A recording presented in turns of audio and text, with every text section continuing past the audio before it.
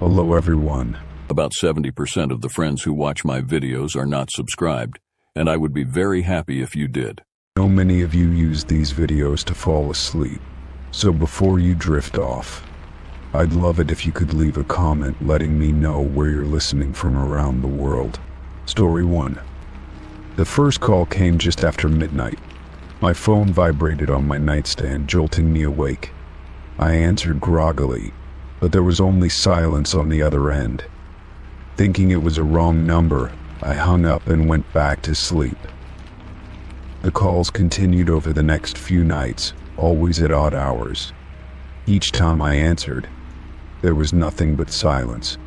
I tried speaking, demanding to know who was calling, but no response ever came. Eventually, I blocked the number, hoping that would end it. The next night, another call came from a different number. I let it ring, refusing to answer, but the caller was persistent. Each night, a new number would appear, and the pattern repeated. It was as if someone was determined to get through to me without ever saying a word. I began feeling uneasy in my own home. My phone was always on silent now, but the missed calls still appeared in my call log. I told myself it was just some prank, maybe a robocall glitch, but deep down I wasn't convinced. The silence on the other end felt deliberate, almost watching. One evening I decided to answer again. "Who is this?" I asked sharply, gripping my phone. Silence stretched for too long, making my skin crawl. Just as I was about to hang up, I heard the faintest sound breathing, slow and steady. A chill ran through me as I listened. "Say something," I demanded, but the breathing continued. My pulse quickened, and I hung up, my hands shaking. I immediately checked my doors and windows, making sure they were locked. I confided in my friend the next day, hoping for a rational explanation. "Probably just a scammer," she said, but I could tell she was unsettled too. I wanted to believe it was harmless, but my gut told me otherwise. Someone was fixated on me, and they weren't stopping. That night, I left my phone on the coffee table, determined to ignore the calls. Around 2 a.m., my phone rang again, the number unfamiliar. I didn't move, pretending not to hear it. A minute later, my landline rang, a phone I hadn't used in years. Fear gripped me as I stared at the phone. Only a handful of people had that number, and none of them would call at this hour. Slowly, I reached for it and answered. The same silence greeted me, followed by that unnerving, steady breathing. I hung up and called the police, explaining the situation in a shaky voice. They assured me they'd look into it, but I could tell they didn't take it seriously. To them, it was just an annoyance, a prank at best, but I knew it was more than that. I tried to sleep, but every creak in the house made me jump. My paranoia grew until I couldn't take it anymore. I left my bedroom light on and sat on my bed, phone in hand. Hours passed without another call, but I felt no relief. I wasn't alone, even if I couldn't see anyone. Morning brought no peace. The calls had stopped for now, but the unease remained. I considered changing my number, but a nagging thought held me back. If I changed it, would they still find me? Would they escalate in other ways? That night I decided to record the call if it happened again. At 1:43 a.m. my phone rang. I answered and let the silence drag on. My heart pounded as I pressed record. A minute passed before the breathing started again, slow and deliberate. Then, finally, something different. A voice, barely above a whisper. "I see you." The call ended abruptly, leaving me frozen in place. My breath came in quick, shallow gasps as I stared at my phone. I didn't sleep that night. As soon as the sun rose, I went to the police station in person. I played the recording for them, my hands trembling. The officer, listening, stiffened slightly but remained professional. "We'll look into it," he said, but I needed more than reassurances. I left feeling just as helpless as before, That evening I had my locks changed and installed security cameras around my house. I hoped that would be enough to deter whoever was doing this. But deep down I wasn't sure anything would stop them. I didn't answer the phone for the next few nights, letting the calls go straight to voicemail. They never left messages, just the endless calls. Then one night my phone rang, but this time it wasn't my number, it was my mother's. My stomach dropped as I answered. "Mom?" Silence. Then, that same breathing. A wave of dread crashed over me as I realized what this meant. They had my mother's number now. They were getting closer. I called her immediately, begging her to be careful. She reassured me that she was fine, but I could hear the worry in her voice. I felt powerless. This wasn't just about me anymore, it was about the people I loved. That night I barely slept, constantly checking my phone and the security footage. Around 3 a.m. my motion sensor alert went off. My heart slammed against my ribs as I opened the app. The camera feed showed my front porch, empty except for a single item placed at my door. A cell phone, its screen lit up, ringing. I didn't move for what felt like an eternity. The number calling was my own. Slowly, I backed away from the door, my mind racing. Whoever this was, they weren't just playing games anymore. They were here. The police arrived minutes later, but the caller was already gone. They took the phone as evidence, but I knew it wouldn't lead anywhere. This person was careful, methodical. They wanted me to know they were always watching. I left town the next day, unable to stay in that house any longer. Even miles away, I felt their presence lingering. My phone remained silent for weeks, and I dared to hope it was over. Then, one night, in a new city, with a new number, my phone rang. The caller ID was blocked, but I already knew who it was. I answered, my breath shaky. Silence, then the familiar breathing. A whisper followed, soft and chilling. "Found you." Story 2. The first time I noticed him, I thought nothing of it. The bus stop was always filled with the same faces, people heading to work, students clutching their backpacks, tired commuters lost in their own thoughts. He stood slightly apart from the others, his posture stiff, his eyes locked in my direction. I assumed he was looking past me, waiting for someone, or just staring blankly as people often did. But he was there the next morning, and the morning after that. Always in the same spot, wearing the same dark coat, his hands buried in his pockets. He never looked at his phone, never spoke to anyone. He just stared. At first, I told myself I was imagining it, that he was just another commuter. But the longer it went on, the harder it was to ignore. I started altering my routine, leaving a little earlier or a little later to see if he would still be there. No matter what time I arrived, he was waiting. His eyes followed me as I stepped onto the bus, but he never got on. It was as if he had no destination, no purpose except to watch. My skin prickled every time I saw him, but I convinced myself it was paranoia. One morning I decided to confront him. I walked to the bus stop as usual, my hands clenched at my sides, my heart hammering.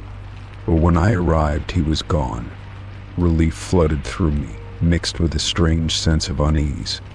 I had spent weeks dreading his presence, yet his absence felt just as unsettling.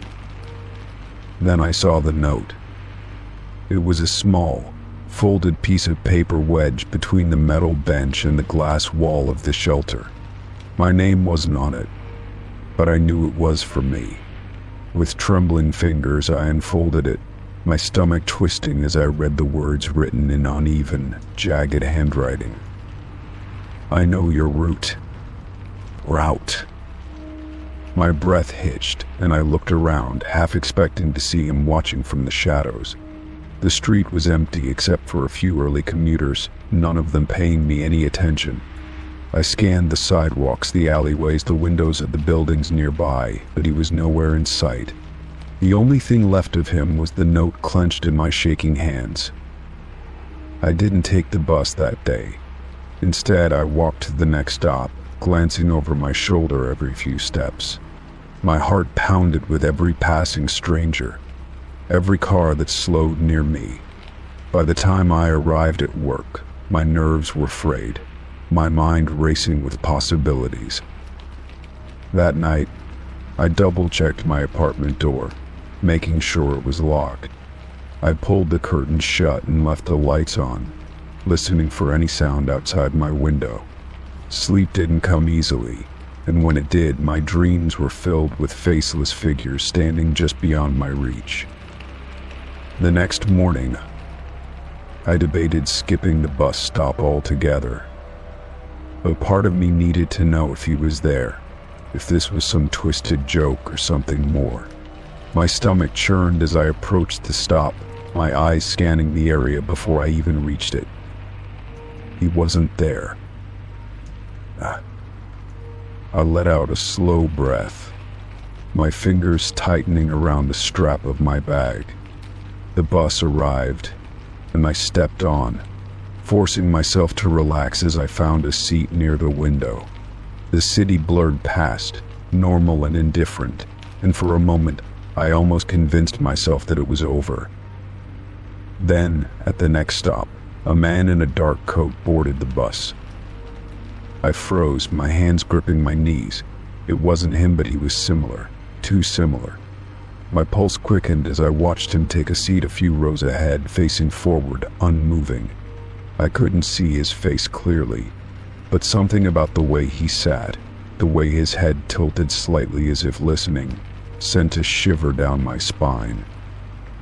I told myself it was a coincidence, that I was letting fear get the best of me. But when I got off at my stop, he followed. He didn't look at me, didn't change his pace, but I felt his presence behind me like a shadow stretching long in the morning light. I turned down a different street, taking the longer route to work.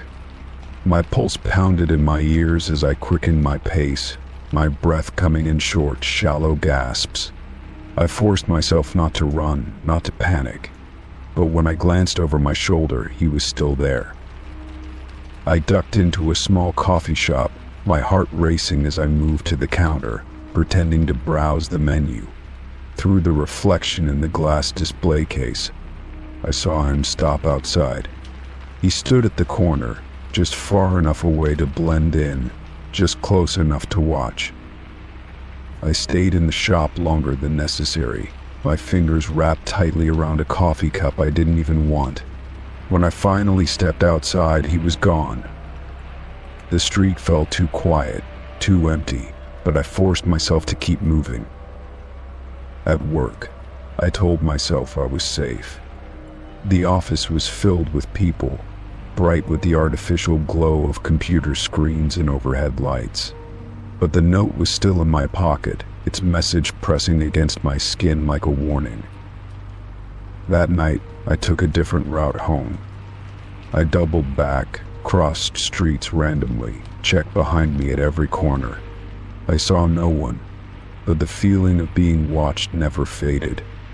My hand shook as I unlocked my apartment door, locking it the second I was inside. The next morning, I didn't go to the bus stop. I didn't take the bus at all. Instead, I took a cab, my eyes darting between the streets as the city passed in a blur. When I reached work, I felt a fleeting sense of relief, but it was short-lived. There was another note waiting for me. It was tucked beneath my keyboard, placed so neatly it almost seemed deliberate. My fingers trembled as I unfolded it, dread curling in my stomach as I read the new message. You can't avoid me forever. I dropped the note as if it burned me, my breath coming in uneven gasps. My coworkers chatted around me, oblivious to the way my hands shook, to the cold fear clawing at my chest. I didn't go home that night. I stayed with a friend, my phone clutched in my hands as I debated calling the police. But what would I tell them? That a man had been watching me. that I had 2 notes with no proof of who left them. Days passed, then weeks. The man never returned to the bus stop. No more notes appeared. The fear didn't fade, but eventually I convinced myself it was over. Maybe I had overreacted.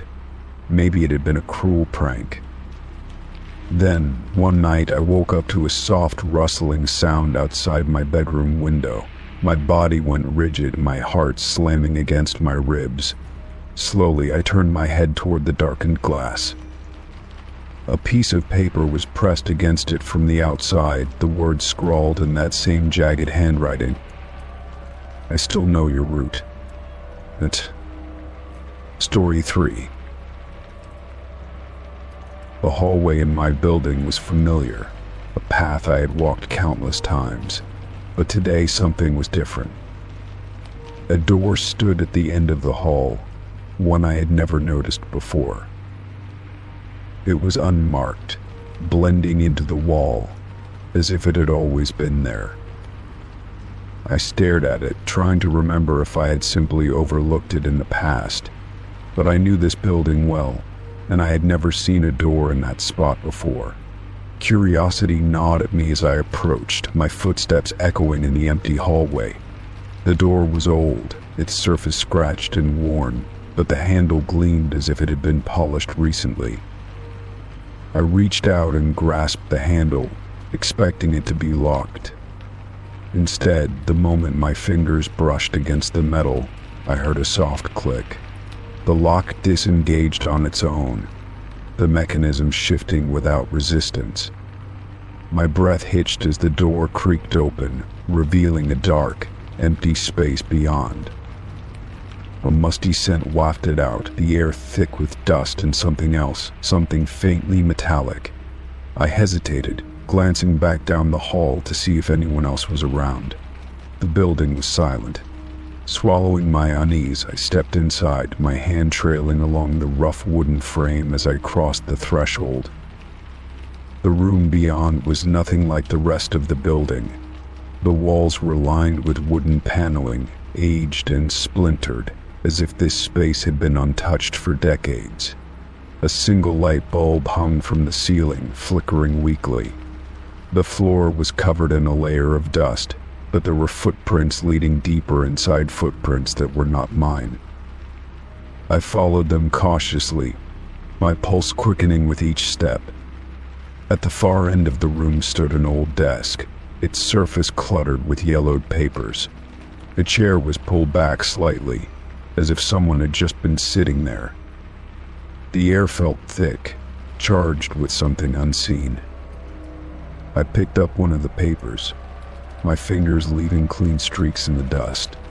The handwriting was cramped and hurried, the ink faded but still legible. The words sent a chill through me. The door wasn't here before. I don't know how it appeared, but I hear them whispering behind it at night. I dropped the paper, my skin crawling. The words felt too similar to my own thoughts, as if whoever had written them had experienced the same thing. My eyes darted around the room, searching for any other signs of life. The silence was oppressive, pressing in on me from all sides. Then, from the darkness beyond the desk, I heard a sound. A soft, shuffling movement. I froze, my breath shallow as I strained to listen. It came again, the faintest scrape against the wooden floor. My pulse thundered in my ears as I took a slow step back.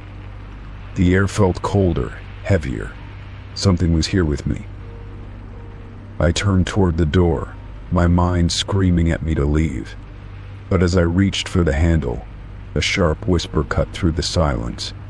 It came from behind me, close enough that I felt the breath against my neck. You shouldn't have opened it. I yanked the door open and stumbled into the hallway, slamming it shut behind me.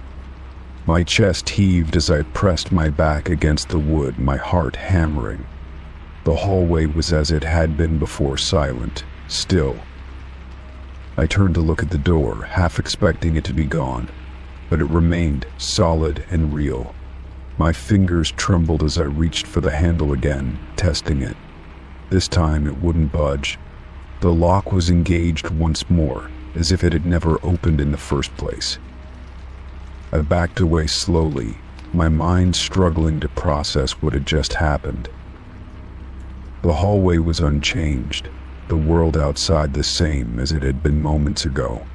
But I knew something had shifted, something had noticed me. That night, as I lay in bed, I couldn't shake the feeling of being watched. Every shadow in my room seemed deeper, every sound more pronounced. I told myself it was my imagination, the lingering effects of fear playing tricks on me. Then, just as I was drifting off, I heard it. A soft click. The sound of a door unlocking. And it was coming from inside my apartment. Story 4. The day had been long, and I was exhausted by the time I got home. I dropped my keys on the counter, then set my wallet beside them before heading to my bedroom. Kicking off my shoes, I collapsed onto the bed, letting out a tired sigh. The house was quiet, just the way I liked it. I didn't have any plans for the evening, so I decided to relax for a bit before making dinner. As I lay there, I went over the day in my head, remembering the errands I had run. Grocery shopping, stopping by the bank, filling up my gas tank, routine tasks that blurred together. Nothing out of the ordinary. After resting for a while, I made my way to the kitchen to start preparing dinner. As I passed the counter, I glanced at my keys, expecting to see my wallet beside them. But it wasn't there. I frowned, pausing for a moment. I was certain I had left it there. I checked around the counter, thinking maybe I had absent-mindedly moved it. When I didn't see it, I started looking elsewhere on the dining table, the living room coffee table, even the bathroom counter. Nothing. My stomach tightened slightly. Retracing my steps, I searched the bedroom, digging through the blankets on my bed and checking my nightstand. The wallet was nowhere to be found. Annoyance replaced confusion as I rubbed my forehead. I knew I had put it on the counter. Trying to shake off the frustration, I decided to check my car. Maybe I had left it there without realizing it. I grabbed my keys and stepped outside, the cool evening air sending a small shiver down my spine. Unlocking the car, I opened the driver's side door and leaned in. My breath caught in my throat. Sitting neatly on the passenger seat was my wallet. I stared at it, my mind racing. I hadn't been in my car since I got home. I was sure of that. And yet, there it was, untouched, as if it had been placed there on purpose. I hesitated before reaching for it, my fingers hovering over the worn leather. Slowly, I picked it up and flipped it open, expecting something to be missing. But everything was there: my ID, my credit cards, the cash I had withdrawn from the bank earlier. Nothing had been taken. A strange unease settled over me as I stood there in the dim glow of the streetlights. I glanced around, scanning the quiet neighborhood. No one was outside, no signs of movement. My house stood still behind me, windows dark except for the faint glow of the kitchen light. I swallowed hard, gripping the wallet tighter. There had to be a logical explanation. Maybe I had absent-mindedly grabbed it and taken it to the car. Maybe I had left it there earlier and just forgotten. But deep down, I knew that wasn't true. I locked the car and headed back inside, double-checking that the front door was secure behind me. The house suddenly felt different, too quiet, too still. As I placed the wallet back on the counter, I felt a strange urge to check the locks on the windows. Moving room to room, I ensured everything was secure. Nothing was out of place, nothing seemed disturbed. And yet, the feeling of unease remained. It was as if someone had been in my space, had moved something of mine, and left without a trace. I sat down on the couch, wallet still in my hands, turning it over slowly. If someone had broken in, why wouldn't they take anything? Why move just the wallet and nothing else? It felt deliberate, like a message I couldn't decipher. I checked my phone, scrolling through notifications, looking for anything unusual. No missed calls, no security alerts from my home system. If someone had come inside, there should have been some sign of it, but there was nothing. The rest of the night, I couldn't shake the feeling of being watched. Every sound, every small creak of the house settling sent a ripple of unease through me. I tried to distract myself with TV, but my mind kept drifting back to that wallet sitting in my car. Sleep didn't come easy. I lay in bed staring at the ceiling, listening to the silence, feeling like something wasn't right. My thoughts ran in circles, trying to make sense of what had happened. But no matter how I rationalized it, the feeling wouldn't go away. The next morning, sunlight filtered through the curtains, casting long streaks across the floor. I got up, still groggy from restless sleep, and made my way to the kitchen. My eyes immediately landed on the counter where I had left my wallet the night before. It was gone. A chill ran down my spine as I stood frozen in place. My gaze darted around the room, searching for any sign of disturbance. Everything else was where I had left it, just the wallet was missing. My pulse pounded as I checked the front door. It was still locked. The windows were secure.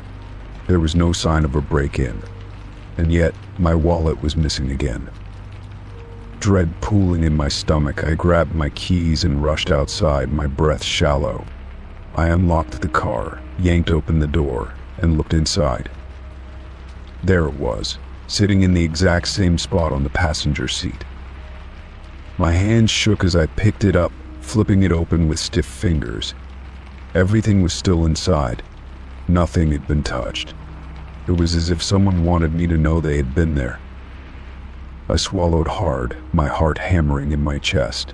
Someone had to be messing with me. Someone had to have access to my house. But the locks were fine, the security system untouched. No alarms had gone off.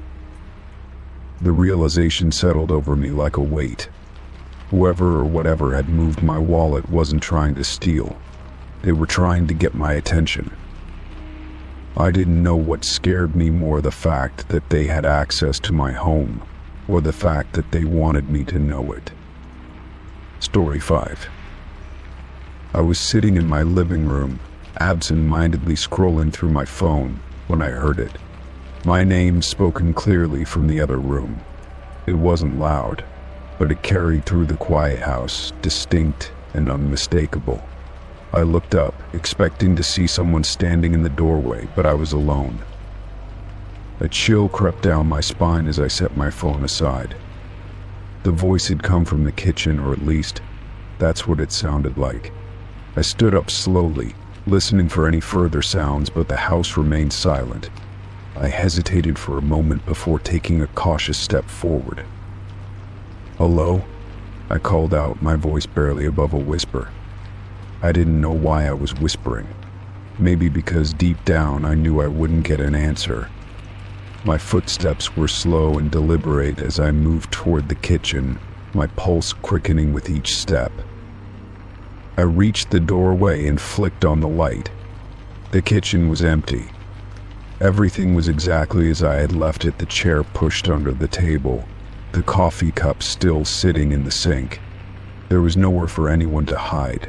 Still, I felt the weight of something unseen lingering in the air. I checked the back door, making sure it was still locked. It was. Every window was closed, the curtains drawn. There was no way anyone had been in here. But I knew what I had heard. The voice had been real, and it had said my name. I shook off the unease and told myself I was imagining things. Maybe I had dozed off and dreamed it. Maybe I was just tired. I returned to the living room, but the feeling of unease didn't fade. I kept glancing toward the hallway, half expecting to see a shadow moving in the dim light. Hours passed, and I forced myself to focus on other things. I turned on the TV, hoping the noise would drown out my nerves. By the time I went to bed, I had almost convinced myself it had been nothing. Almost. I woke up in the middle of the night, my heart pounding for no reason. The room was silent, the only sound the soft hum of the fan. I turned onto my side, pulling the blanket up to my chin, trying to fall back asleep. Then I heard it again. And my name. This time it came from right outside my bedroom door. My breath caught in my throat, and my body went rigid. I squeezed my eyes shut, willing myself to stay still. The voice was soft, almost gentle, but something about it sent a deep, primal fear through me. I didn't recognize it. It didn't belong to anyone I knew. I forced myself to move, slowly reaching for my phone on the nightstand. My fingers trembled as I turned on the flashlight and pointed it toward the door. The beam of light illuminated nothing but the wooden frame and the darkness beyond. The house was still, yet I could feel something watching me. I waited, listening for any further movement. The silence stretched on, heavy and suffocating. Finally, after what felt like an eternity, I gathered the courage to get up. I walked to the door and placed my hand on the doorknob, hesitating before turning it. The hallway was empty. I checked every room in the house, even though I already knew what I would find. Nothing. No signs of intrusion, no explanation for the voice. I stood in the kitchen again, my pulse still racing. The house felt different, as if it no longer belonged to her. Sleep was impossible after that. I stayed awake until the first hints of morning light crept through the windows. The fear from the night before dulled but didn't disappear. I tried to go about my day as usual, but the memory of the voice lingered. That evening I hesitated before turning off the lights. A part of me feared what might happen when the house was dark again. I kept the lamp beside my bed on, convincing myself it would help. It didn't. I lay awake, staring at the ceiling, every muscle tense. The house was silent, but I knew better than to believe it would stay that way. Hours passed, and just when I started to drift off, it happened again. My name. This time it came from the foot of my bed. A wave of cold terror washed over me as I bolted upright. My breath came in sharp, panic gasps. I fumbled for my phone and turned on the flashlight, sweeping it across the room. Nothing. But the air felt heavy, as if something had just been there. I refused to stay in that house another night. I grabbed my keys, threw on my shoes, and left without looking back. The moment I stepped outside, the weight lifted. The night air was cool, grounding me in reality. I got into my car and drove, not sure where I was going, only knowing I had to be anywhere but there.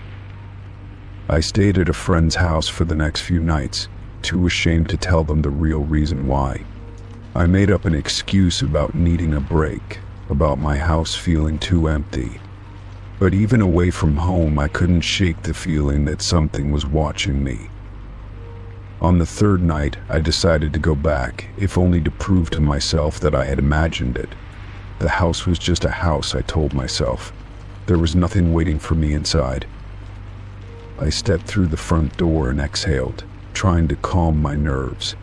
Everything was exactly as I had left it. I turned on every light, unwilling to let the darkness settle in. The air felt normal. Maybe I had let my imagination get the best of me. But as I walked down the hallway, I stopped in my tracks. My bedroom door was open. I had closed it before I left. I knew I had. My pulse quickened as I stepped closer, peering inside. Something was different. It took me a moment to realize what it was. My bed sheets were pulled back, as if someone had been lying there. The lamp I had left on was off, and on my pillow in neat, precise handwriting was a note. It read only 2 words: "I'm here." I ran. I didn't stop until I was back in my car, my hands shaking as I fumbled with the ignition. The house loomed behind me, silent and dark, but I could feel it watching. I drove without a destination, knowing one thing for certain: I was never going back. Story 6. Late one night, I was lying in bed when I heard a faint sound drifting through the thin walls of my apartment. At first, I thought it was the wind, but as I listened closer, I realized it was crying. A soft, muffled sob, the kind that came from deep sorrow. It was coming from the unit next to mine. I sat up, straining to hear. The crying continued, steady and broken, like someone was trying to hold it in but failing. My neighbor, Ms. Carter, lived alone. She was quiet, polite, and always kept to herself. Something about the sound unsettled me, an aching loneliness in each sob. After a few minutes, I couldn't ignore it anymore. I got up, slipped on my shoes, and stepped into the dimly lit hallway. Ms. Carter's door was closed, the faint glow of light visible under the frame. I hesitated before knocking gently. The crying stopped immediately. The silence that followed was heavy, unnatural. I waited, my heart beating faster, listening for any movement. But the apartment remained quiet, as if no one had ever been there. I knocked again, this time a little louder. Ms. Carter. My voice sounded strange in the stillness. No answer. I tried the handle, but the door was locked. I pressed my ear against the wood, waiting, but there was nothing. Just the hum of the building settling. After another minute, I stepped back, feeling foolish. Maybe she had fallen asleep, or maybe she didn't want anyone to know she had been crying. I told myself to leave it alone and went back to my apartment, but I couldn't shake the eerie stillness that followed the moment I knocked. The next morning, I ran into Ms. Carter in the hallway as she was leaving for work. She looked the same as always, calm, composed, her gray hair neatly pinned back. There were no signs that she had been crying the night before. "Hey, I heard something last night," I said carefully. "Are you okay?" She frowned, tilting her head slightly. "Last night? I thought I heard you crying," I said. "I knocked, but you didn't answer." Her expression remained blank. "You must be mistaken. I went to bed early." There was something about the way she said it that made my stomach tighten. It wasn't just denial, it was like she truly had no memory of it. But I had heard it. I knew I had. I didn't push the conversation further. I forced a smile, nodded, and let her go. But all day, the thought nagged at me. The crying had been so real, so raw. There was no way I had imagined it. That night, I stayed up later than usual, half hoping I wouldn't hear it again. But just past midnight, the soft sound returned. The same muffled sobs as if someone was trapped in grief. My chest tightened as I listened. This time, I didn't go to her door. I sat up in bed, waiting to see if it would stop on its own. But it went on for nearly an hour, never changing in tone, never breaking. The exact same sorrow, looping endlessly. A chill ran through me as I realized something felt wrong about it. The way it never wavered, never hiccuped, never grew softer or louder. It was almost rehearsed, a recording. I felt a growing sense of unease but forced myself to sleep. The next morning I saw Ms. Carter again, but I didn't bring it up. She looked as calm as ever, smiling politely as she passed. If she had been crying all night, she showed no sign of it. The crying continued every night, always at the same time, always the same tone. I tried to record it, but every time I played it back, the sound wasn't there, only silence. I even knocked again one night, just to see if she would respond. She never did. The more I thought about it, the stranger it became. Ms. Carter had lived there for years, long before I moved in. No one ever visited her. She never spoke much to anyone in the building. It was like she existed on the edges, just barely a part of the world around her. One night, I decided to stay in the hallway, just outside her door.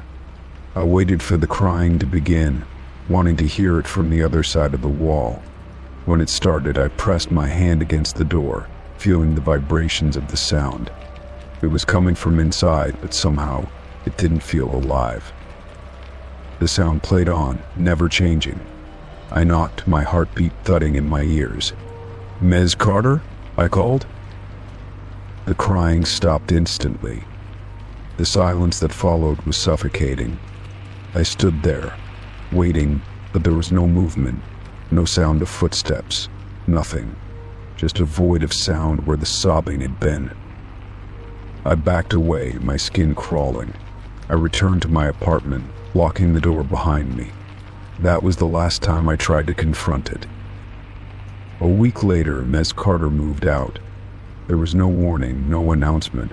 One morning her apartment was just empty. The landlord mentioned she had left during the night. No forwarding address, no explanation. For the first time in weeks, there was no crying. The silence should have been a relief, but instead it unsettled me more. Because now, when I passed her door, I felt something else. A lingering weight, a shadow of something left behind. A few nights later, as I lay in bed, I heard it again. But this time it wasn't coming from her apartment. It was coming from inside mine. Story 7. The knock at my door was unexpected.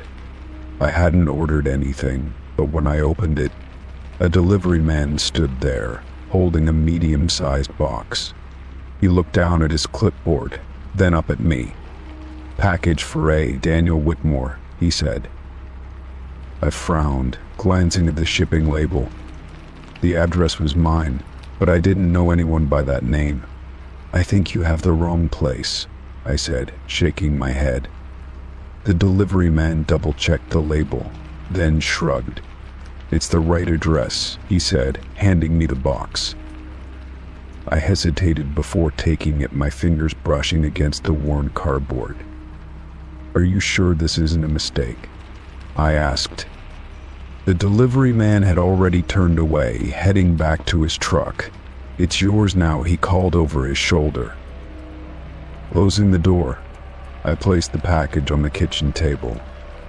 The box was unmarked aside from the shipping label, which listed no return address. A strange unease settled in my stomach as I reached for a knife and sliced through the tape. Inside, layers of newspaper crinkled beneath my fingers as I pulled them aside. Buried within was an old wooden box, its surface scratched and worn. The lid had a simple latch, rusted with age. My breath hitched as I slowly lifted it open. Inside the box was a stack of black and white photographs. The top one caught my attention immediately. It was a picture of my house taken from the outside, the exact angle from where the delivery man had just stood. I flipped to the next one, my heart pounding. The second photograph showed my front door, slightly ajar. The third was of my living room, empty but eerily familiar. My hands trembled as I shuffled through the rest, each one bringing the camera closer, as if someone had been inside my house, documenting every corner. I shoved the box away, my pulse racing. This had to be a mistake, some kind of prank. But the air in my home suddenly felt different, heavier, like I wasn't alone. I turned toward the hallway, every creak of the floor beneath my feet making my skin crawl. My mind raced through possibilities. Had someone broken in? Was this a warning? My fingers hovered over my phone, ready to call the police, but something held me back. There was no direct threat, just a package meant for a stranger, delivered to my address. I forced myself to take slow, measured breaths. Maybe someone had lived here before me. Maybe Daniel Whitmore was a previous tenant. But then why would someone send him something now? And more importantly, why did the package end up in my hands? Determined to get answers, I searched the name online. The results were sparse, but one article stood out. The headline sent a chill through me. "Local man disappears without a trace, last seen at home." My stomach twisted as I clicked on the link. The article was dated 20 years ago. Daniel Whitmore had vanished one night, leaving behind all his belongings. The police found no signs of forced entry, no evidence of a struggle. His home, my home, was the last place he was seen. A noise from the hallway made me jerk my head up. It was soft, barely a whisper, but unmistakable. My throat tightened as I stood, listening. My own breath was the only sound in the room, but I couldn't shake the feeling that someone was near. Summoning my courage, I stepped toward the hallway.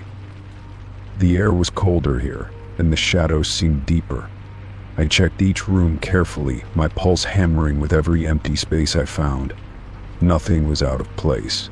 Nothing except the growing certainty that I wasn't alone. I returned to the table, staring at the open box.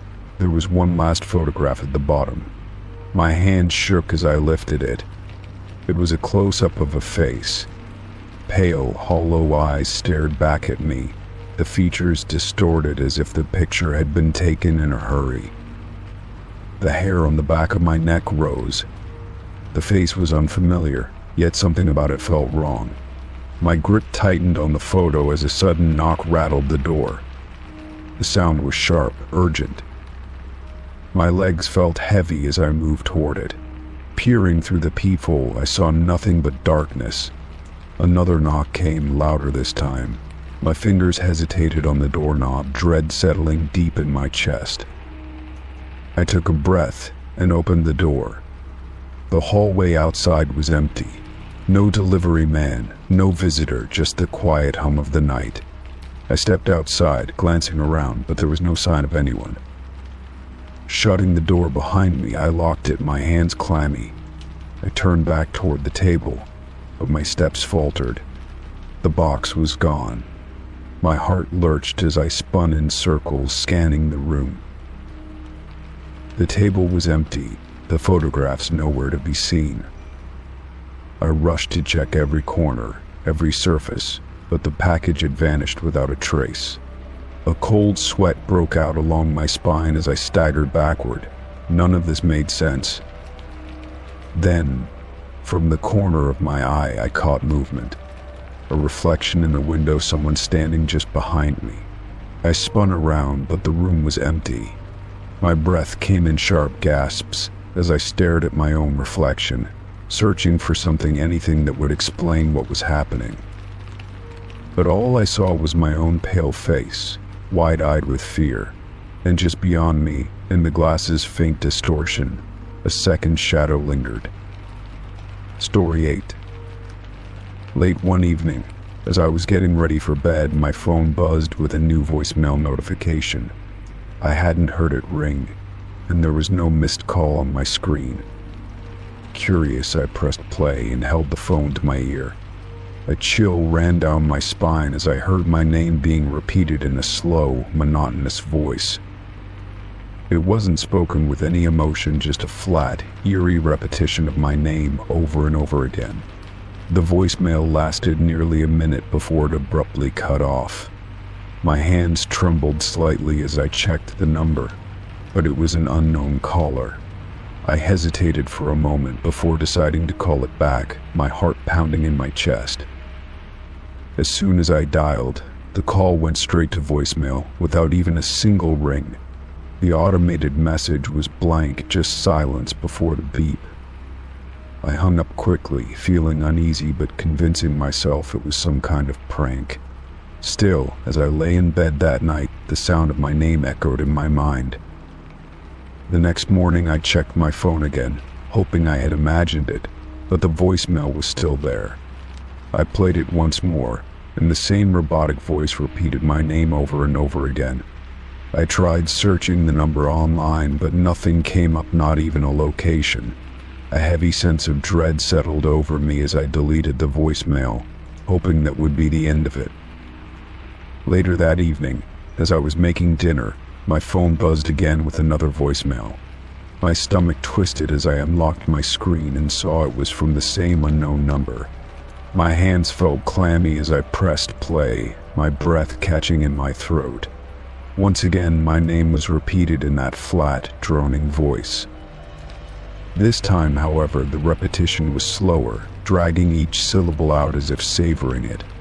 The voicemail was longer than the first, and by the end of it, I could hear a faint static in the background. My pulse quickened as I checked my call log. No missed call, just the voicemail. I tried calling back again, and once more, it went straight to dead silence. Feeling unsettled, I decided to block the number and put my phone down. I tried to focus on eating, but every bite felt tasteless as my mind kept circling back to the strange messages. After dinner, I turned on the TV for some distraction, but my thoughts remained restless. That night, sleep didn't come easy, and when I finally drifted off, I dreamt of a voice whispering my name from the darkness. The following morning, I hesitated before checking my phone, dreading what I might find. My heart dropped when I saw another voicemail notification. My fingers felt stiff as I pressed play, and the moment the recording began, a shiver ran through me. This time the voice was distorted, as if the speaker was underwater, but it still repeated my name slow, deliberate, endless. I couldn't take it anymore. I contacted my phone provider and asked if they could trace the number, but they said it was unregistered. Frustrated and unnerved, I explained what was happening, but the representative dismissed it as likely spam. I hung up feeling helpless, my unease growing with each passing second. Desperate for answers, I decided to reset my phone entirely, thinking that might break whatever strange loop I was trapped in. I wiped my device clean and changed my number, feeling a brief sense of relief. For the rest of the day, there were no new voicemails, and I let myself believe it was finally over. That night, I slept peacefully for the first time in days. But my relief was short-lived. The next evening, my phone buzzed again with an unfamiliar number. Dread coiled in my stomach as I stared at the notification, my hands trembling. I opened the voicemail, my breath catching as I listened. The voice was back, repeating my name, but this time, there was something else.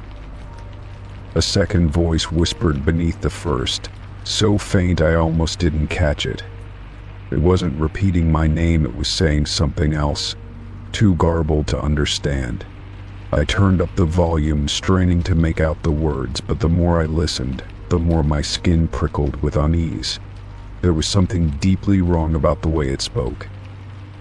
Panic surged through me as I deleted the voicemail and turned my phone off entirely.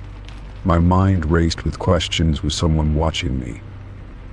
How had they gotten my new number? I felt trapped, unable to escape from whatever had latched onto me. I spent the rest of the night sitting in my living room, too afraid to close my eyes. The next morning, exhaustion weighed heavy on me, but I forced myself to go about my day. I avoided my phone, not wanting to see any new messages. Hours passed, and for a while it seemed like nothing else would happen. But when I finally turned my phone back on that evening, my stomach lurched. There was another voicemail. I hesitated before pressing play, my entire body tensing. My name was repeated, slower than ever, each syllable dragging with an unnatural weight. The static in the background was louder, crackling like something shifting through an old radio. Just as I was about to stop the recording, the voice changed. It no longer sounded robotic or monotone. It sounded real, too real. It was my own voice now, whispering my name in a way that sent ice through my veins. My throat tightened as I listened, barely breathing. The message ended with a single, garbled phrase that made my stomach drop. I found you.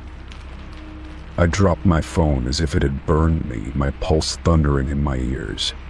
The room felt smaller, the air pressing in around me. I forced myself to take deep breaths, trying to steady my shaking hands. I needed to leave. I needed to be somewhere, anywhere else. I grabbed my keys and rushed outside, my heart pounding as I climbed into my car.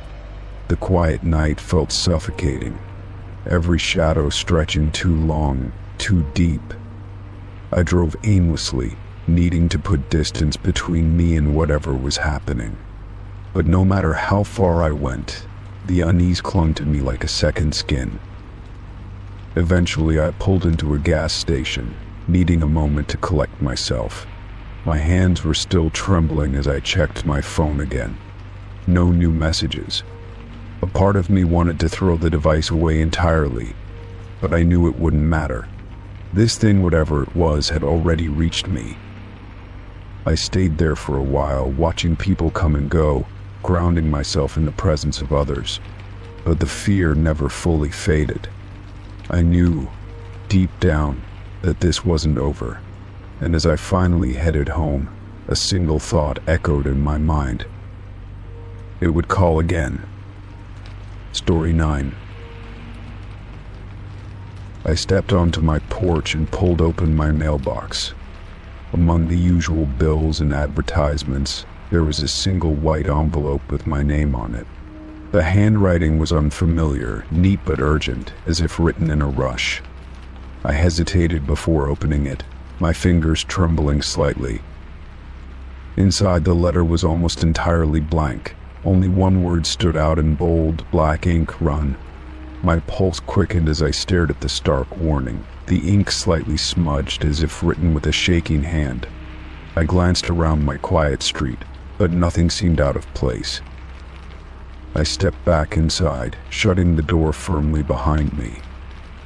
The air in my house suddenly felt heavier, the walls pressing in closer than before.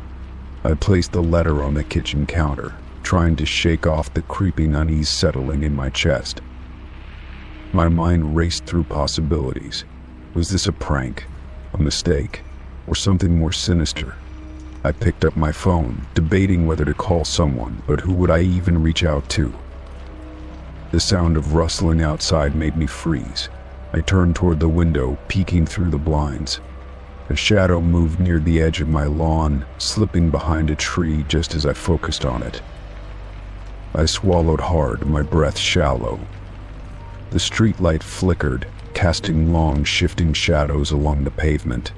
I gripped the letter tightly, its message now burned into my thoughts.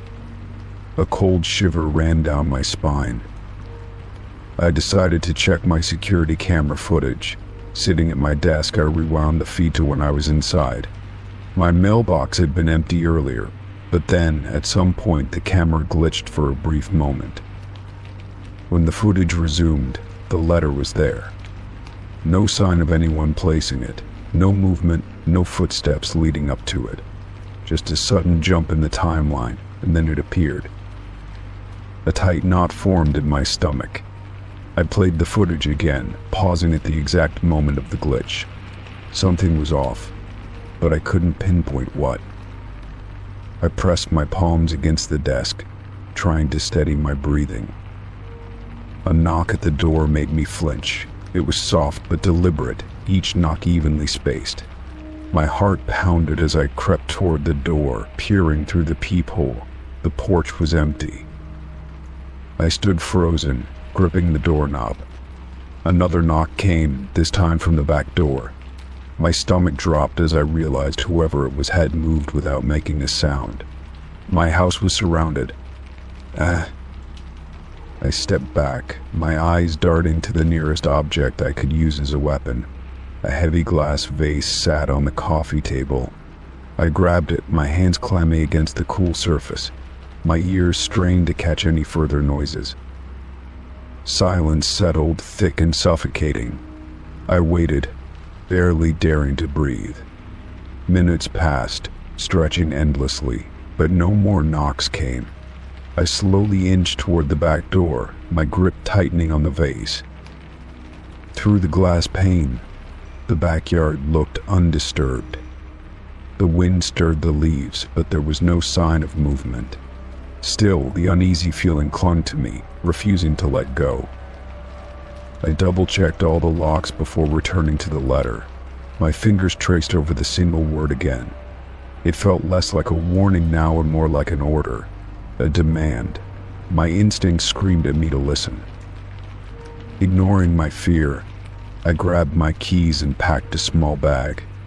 I didn't know where I was going, but staying here no longer felt safe. The letter had found its way to me for a reason, and I wasn't about to ignore it.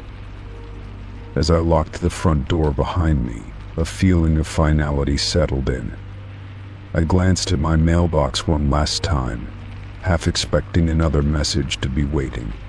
It was empty, but I couldn't shake the feeling that someone or something was watching. I drove without a destination, my grip tight on the wheel. The streetlights blurred past, and the further I got from my house, the more I felt like I was making the right choice. The night stretched endlessly before me. Checking my rearview mirror, I caught a glimpse of something shifting in the backseat. My blood ran cold as my breath hitched. The road ahead suddenly felt far too dark, the silence pressing in too tight. A whisper brushed against my ear, barely audible but unmistakable. "You should have run sooner." My scream caught in my throat as my vision blurred. The car swerved, tires screeching against the pavement. My hands fumbled for control, but it felt as if something else had already taken over. The headlights illuminated an empty stretch of road. No sign of life, no sign of an end. The engine roared, and the car continued forward, carrying me into the unknown. Story 10. I stepped onto the late-night train, the cool metal of the doors sliding shut behind me. The station was nearly deserted, the platform bathed in the dim glow of the overhead lights.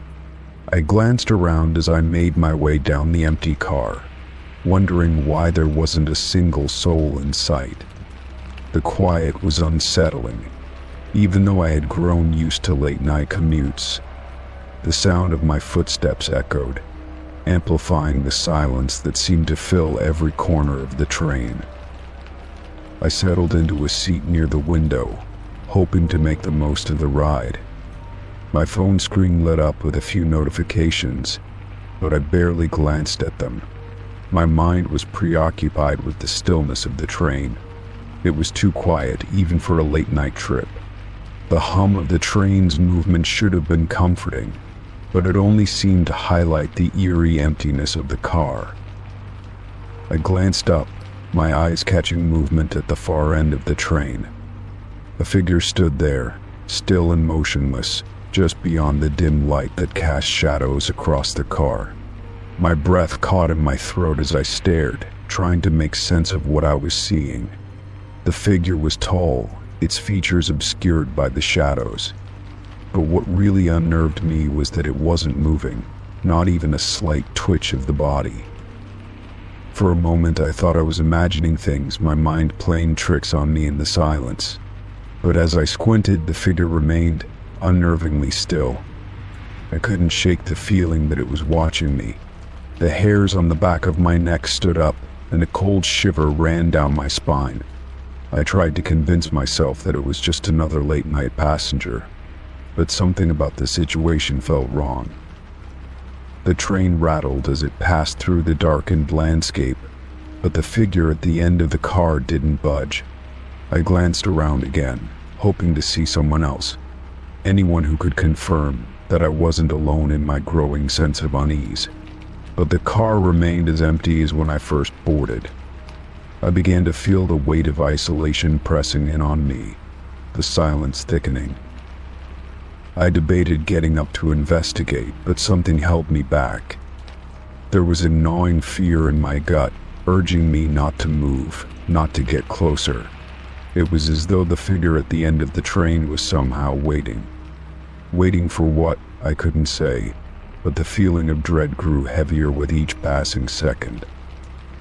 The train's next stop came and went, the doors opening briefly before closing again, but still, the figure remained in place. The absence of other passengers made the situation even more surreal. Why was I the only one on the train? How could no one else be bothered by the presence of this silent figure standing at the far end? My thoughts spiraled, the logical part of my mind fighting to make sense of the situation, but it only fueled my unease. I looked away from the figure for a moment, trying to steady my breathing. My eyes scanned the train car again, the empty seats, the dark windows, and the flickering lights above. When I turned back to the far end of the car, the figure was still there, but now it was closer. My heart skipped a beat. I hadn't heard any footsteps, no movement at all, but somehow it had moved. I tried to rationalize it. Perhaps it was an illusion, a trick of the light, or maybe my own fear had distorted what I was seeing.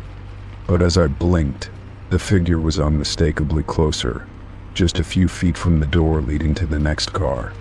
It hadn't made a sound. I could barely make out any details from this distance, but I could see enough to know it wasn't just a trick of the imagination. I shifted nervously in my seat, my mind racing for a reason to explain what I was experiencing. But nothing made sense. The train was moving, the familiar clattering of the tracks vibrating beneath my feet, yet the figure stood as still as ever, its silhouette growing more distinct with each passing moment. The closer it got, the more my heart pounded. I couldn't move, couldn't bring myself to stand or even speak. It was then that I realized something even more unsettling. The figure was staring directly at me.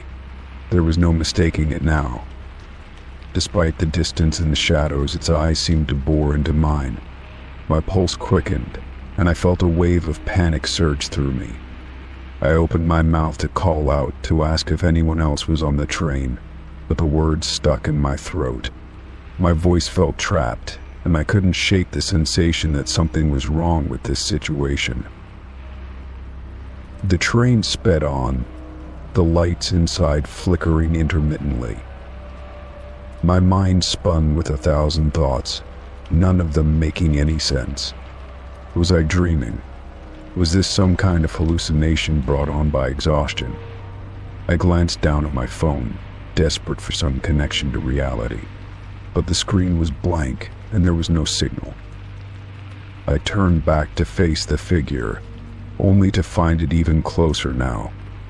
It was standing at the door to the next car, staring at me with an intensity that made my stomach churn. I couldn't look away, even though every part of me screamed to run, to escape this unexplainable presence. But the train wouldn't stop. It kept speeding through the night, heading toward some unknown destination. I felt my breath catch in my throat as the figure slowly raised its hand, pointing directly at me. The gesture was slow, deliberate, as though it was signaling something. I couldn't tell if it was trying to communicate or if it was simply a threatening gesture. But either way, the movement sent a jolt of fear through my body. Then, without warning, the lights in the train flickered once more, and the figure vanished. I blinked, half expecting it to reappear. But when the lights returned to normal, the car was once again completely empty. I looked around, my eyes darting from seat to seat, but there was no sign of the man. It was as if he had never been there at all. I stood up slowly, my legs shaking beneath me, and stumbled toward the door to the next car. My hands fumbled with the handle, but the door wouldn't open. The train continued its journey through the night, its eerie quietness pressing down on me like a weight. I was left with the lingering question, had I imagined it all, or had I just shared a train ride with something far beyond the ordinary? Story 11. Every time I looked in the bathroom mirror, I noticed something new. It started innocently enough, a shadow in the corner that was never there before. A brief flash of something I couldn't quite identify. At first I thought it was just my imagination, a trick of the light or my mind playing games on me. But as the days went on, the shadows grew more defined, and strange shapes began to appear, just out of sight. I tried to convince myself it was just a product of fatigue. After all, I had been working long hours and spending nights staring at screens. But when the face first appeared in the reflection, I knew something wasn't right. It wasn't my own face either. It was pale, gaunt, with hollow eyes that seemed to stare straight through me. I turned quickly, but there was no one behind me. The following day, the face was still there, lingering in the glass. This time it was clearer, almost as if it were pressing against the surface of the mirror. The mouth twisted into a faint smile, and my blood ran cold. I didn't know how it could be happening. How could this image, this figure, be existing just behind the reflection and not in reality? I wiped the glass, hoping the smudge was the culprit, but nothing changed. By now, I couldn't escape the feeling that I was being watched. Each time I entered the bathroom, I hesitated, dreading what I might see. The face had grown more defined, its features sharpening with every passing day. It seemed to follow me, moving ever so slightly when I wasn't looking, as if it was becoming more conscious, more aware. I couldn't take my eyes off it, but when I blinked, it would shift position, always a step ahead. The strange presence in the mirror began to feel like an intruder in my home. Every time I stepped in front of the sink, my heart would race, my breath shallow. I could no longer look at my own reflection without feeling a cold dread crawl up my spine. Even brushing my teeth became a challenge, as I couldn't tear my gaze away from that shadowy figure, its eyes always locked on me. One evening, after a long day at work, I stepped into the bathroom, my hands trembling. I had been avoiding the mirror for as long as I could, but tonight I had to face it. The air in the room was thick, almost suffocating, and I could feel my pulse quicken as I approached the sink. As I stood in front of the mirror, I forced myself to look into it, hoping to find some explanation for the madness I was experiencing. And then I saw it. The face in the mirror wasn't alone anymore. Standing beside it, almost indistinguishable from the rest of the shadow, was another figure, taller, darker, and far more menacing. It had no features at first, just a shape looming in the corner of the reflection. My heart pounded in my chest as I stared at it, unable to tear my eyes away. The figure's presence was overwhelming, as if it had always been there, waiting for me to notice. I backed away slowly, my breath ragged. The new figure didn't move, but the first one, the face, did. It tilted its head to the side, as if it were studying me. My hands shook, and my mind raced to make sense of what I was seeing. What was happening? Why was this happening? I turned away from the mirror, but I couldn't escape the feeling that something was there, that something was watching me from behind the glass. That night I couldn't sleep. I kept seeing the face in my mind's eye, and every time I closed my eyes, I felt the presence of that second figure lurking in the shadows. My thoughts swirled in a chaotic mix of fear and confusion. Was I losing my mind? Or was something far darker at work? I couldn't stop thinking about the mirror, about the figures in it. The next day, I made a decision. I would cover the mirror, block it from view so I couldn't be reminded of the nightmare that had begun to consume me. I grabbed an old sheet and draped it over the glass, hoping that somehow it would bring me peace. For a brief moment, I felt a small sense of relief, as if the barrier between me and the mirror had shielded me from whatever was lurking in its depths. But that relief was short-lived. That evening, I returned home and found the sheet had been torn away. The mirror was exposed once again, reflecting nothing but the emptiness of the room. But as I stepped closer, I saw that the figure was back. This time it wasn't just one shadowy face, it was an entire crowd, their eyes all locked on me, their twisted, silent gazes following every movement I made. I stepped back, my breath catching in my throat. I didn't know what to do anymore. There was no explanation, no rational reason for what I was seeing. I felt trapped, cornered by my own reflection. It was as if the mirror had become a doorway, and whatever was inside had crossed over into my reality. I tried everything I could think of, covering the mirror, cleaning it, even moving it to a different room, but nothing worked. The figures would always return, always staring, always waiting. A sense of desperation began to settle over me. I was living in a constant state of fear, unable to escape the presence in the glass. The bathroom had become a prison, and I was its unwilling occupant. My thoughts became consumed with one singular question. What did they want from me? Why were they haunting me, tormenting me with their unblinking eyes and eerie stillness? I couldn't take it any longer. I needed to get rid of the mirror, destroy it, whatever it took to free myself from this nightmare. But as I stood in front of it one last time, ready to shatter the glass, something changed. The figures were no longer still. The face that had started it all stepped forward, its eyes glowing, its mouth stretching into a wide grin. It spoke to me, its voice a cold whisper that seemed to seep into my very bones. "You can't escape," it said. "We're already inside." The words echoed in my mind long after I turned away, unable to fight the growing realization that whatever had started in that mirror was far from over. Story 12. I was walking home after a late meeting, the street unusually quiet for that time of night. The only sound was the rhythm of my footsteps echoing in the stillness. The street lights flickered overhead, casting long shadows across the pavement, and the cool night air nipped at my skin. It felt like any other evening, peaceful and uneventful, until I noticed the figure ahead. At first, I didn't think much of it.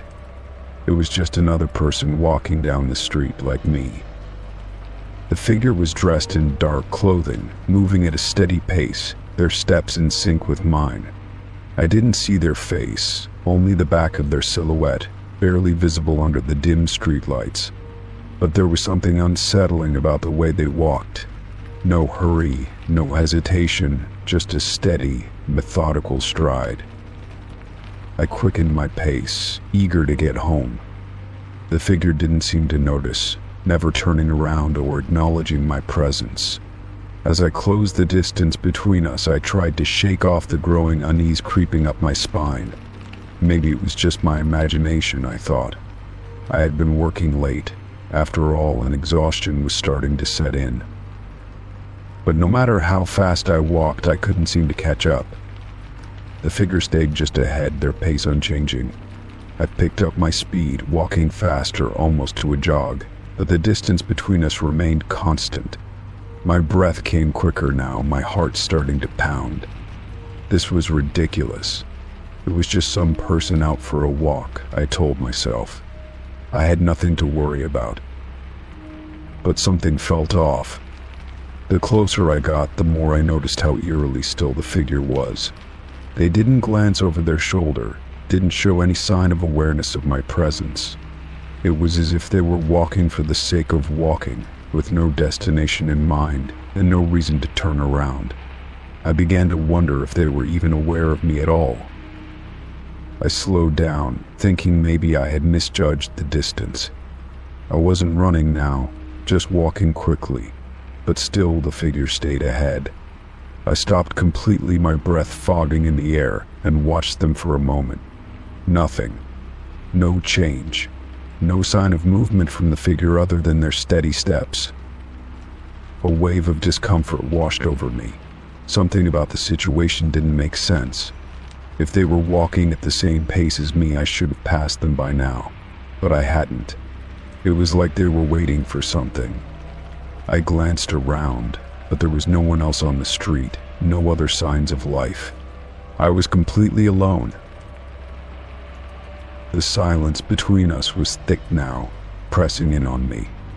The quiet night felt suffocating, and my instincts screamed at me to turn around, to leave, to get away from this person. But I couldn't move. I felt rooted to the spot, my legs stiff with hesitation. What if they noticed me looking? What if I was being watched from behind? I shook the thought away. I was overthinking this. I had to keep moving.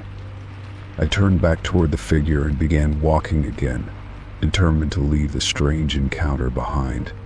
But as I moved forward, I noticed the distance between us had barely changed.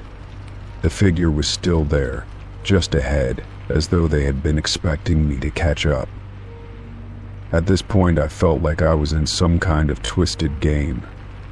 The more I walked, the more I tried to close the gap, the more it seemed the figure adjusted their pace to keep the same distance between us. It was maddening. I began to walk faster again, desperate to get closer, to pass them, to put an end to this. But no matter how fast I went, they stayed exactly where they were. My mind raced. This was impossible. My legs were burning from the effort, but the figure remained unbothered, moving at their steady pace. How was this happening? I glanced behind me, half expecting to see some sort of chase, but the street was as empty as it had been. No one was there, just me and the figure. I tried to call out, but my voice came out strangled, like it had been caught in my throat. "Hey!" I shouted, but the figure didn't react. They didn't even flinch. The eerie calmness of it all made my skin crawl. This wasn't normal. No one walks like this, not without purpose, not without acknowledgement of the world around them. A new panic rose within me, clawing at my chest. I had to get away. I spun around, ready to run, but my feet felt like they were glued to the pavement. It was as if something was holding me in place, as if my body was unwilling to listen to my mind. The figure, still moving just ahead, seemed to grow even more distant, as though the distance between us stretched with each passing second. Then, as I turned back again, I noticed something strange. The figure wasn't just walking anymore. It was moving in slow, deliberate circles, as if toying with me. I froze in my tracks, my breath catching in my throat. The figure's movements became erratic, as if they had anticipated my every step, weaving in and out of my vision with ease. I couldn't keep up. I couldn't stop them. I couldn't even reach them. The fear set in with full force now. I was no longer just walking down a quiet street. I was part of something I didn't understand. I couldn't tell if the figure was moving toward me or away, but I couldn't break the pattern. My heart was pounding, my hands trembling at my sides. I could hear the pounding of my own footsteps, growing louder, faster, more frantic as I tried to shake off the fear and keep moving forward. But nothing worked. The figure just stayed ahead, unbothered, eerily calm. I had to stop. I had to take control. I stepped off the sidewalk into the shadows of an alley, but even there I felt the presence of the figure, still moving just ahead. It was as if they had followed me into the darkness, as if they were part of the night itself. And then, as suddenly as it had started, the figure stopped. The air was thick with the absence of movement. I looked up, heart hammering, and the street was completely empty. No figure, no strange presence, just the echo of my own footsteps in the distance. I was alone, but I couldn't shake the feeling that, even in the silence, I was still being watched. Story 13. The flickering started just after lunch. At first, I thought it was a minor electrical issue, something that would resolve itself by the time the workday ended. But it didn't. The lights above my desk flickered intermittent, casting brief shadows across the office. It wasn't the usual hum of faulty wiring. It felt different, more deliberate, as though something was messing with the lights on purpose. I tried to ignore it, focusing on my work as the day stretched on. But every time I looked up, the lights would flicker again, casting strange shadows that seemed to move just out of my line of sight. The sense of unease grew, the way it always does when something's wrong, but you can't figure out what. I thought about checking the breaker box, but I didn't want to be the one to get stuck fixing it. Around 6 p.m., long after most of the office had emptied out, I decided to take a break and get some coffee. The lights were still flickering, more erratically now, as if they were struggling to stay on. I went into the small kitchen area, trying to shake the odd sense of discomfort creeping over me. When I returned to my desk, the flickering seemed to intensify. I sighed and pushed my chair back, irritated. If it kept happening, I'd have to report it to maintenance, but they'd probably just send someone to turn the lights off and on again. It was always like that. I pulled out my phone and started scrolling through emails to distract myself. But just as I tapped on an unread message, I heard something footsteps. My head snapped up, eyes darting to the door. The hallway outside my office was empty, the floor silent as it always was after hours. Yet, I swore I heard someone walking down the hallway, their shoes tapping softly against the tile. The footsteps stopped just outside my office. I blinked, trying to steady my nerves. I glanced over at the lights, which were still flickering, casting longer, more exaggerated shadows against the walls. I stood up and walked toward the door, my heart pounding. The building was supposed to be empty, just me and the cleaning crew in the halls. I opened the door, poking my head into the hallway, but it was as empty as I'd left it. The air felt cooler than usual, and the silence seemed heavier. I closed the door slowly, still unnerved by the sound of footsteps I couldn't explain. As I sat back down, I shook my head, telling myself I was just imagining things. The flickering light was getting to me. I sat down at my desk, staring at my computer screen. The sudden urge to check the security footage struck me, even though I knew there was nothing to see. I opened a file on my desktop, scrolling through the recorded footage from the hallway in my office. I wasn't expecting anything out of the ordinary. The footage showed the hallway outside my office, dark and quiet. But as I clicked through to the timestamp just before the lights had started flickering, something caught my eye. There, at the far end of the hallway, a dark figure stood. It was barely visible, just a silhouette against the dim light, but I could see enough to know it wasn't anyone I recognized. The figure didn't move at first.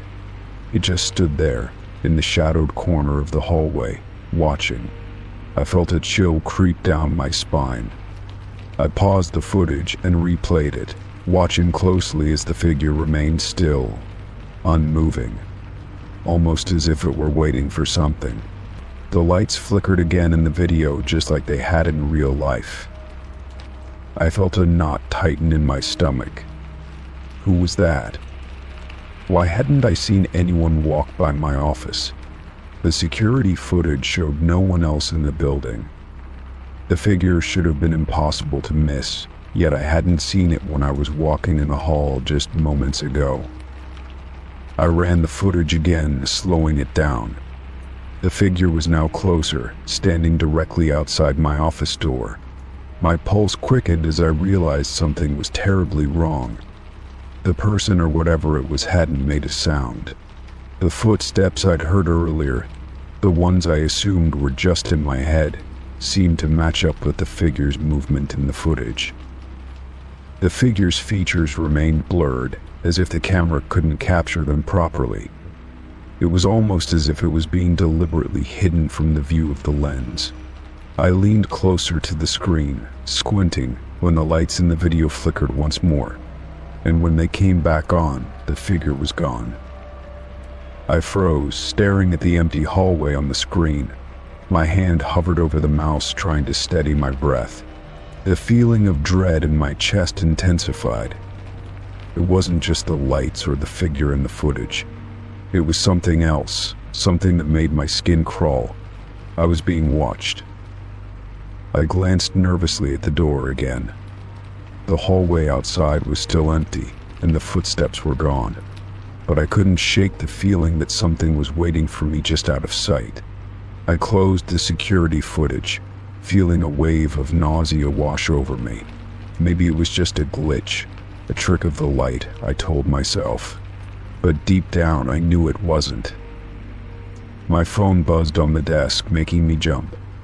I picked it up and saw a message from a colleague. "You still at the office?"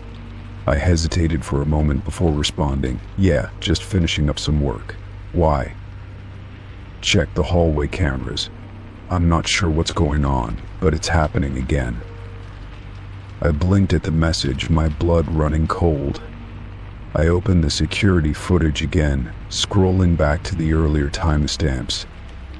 But as I clicked through, I saw something that made my heart stop.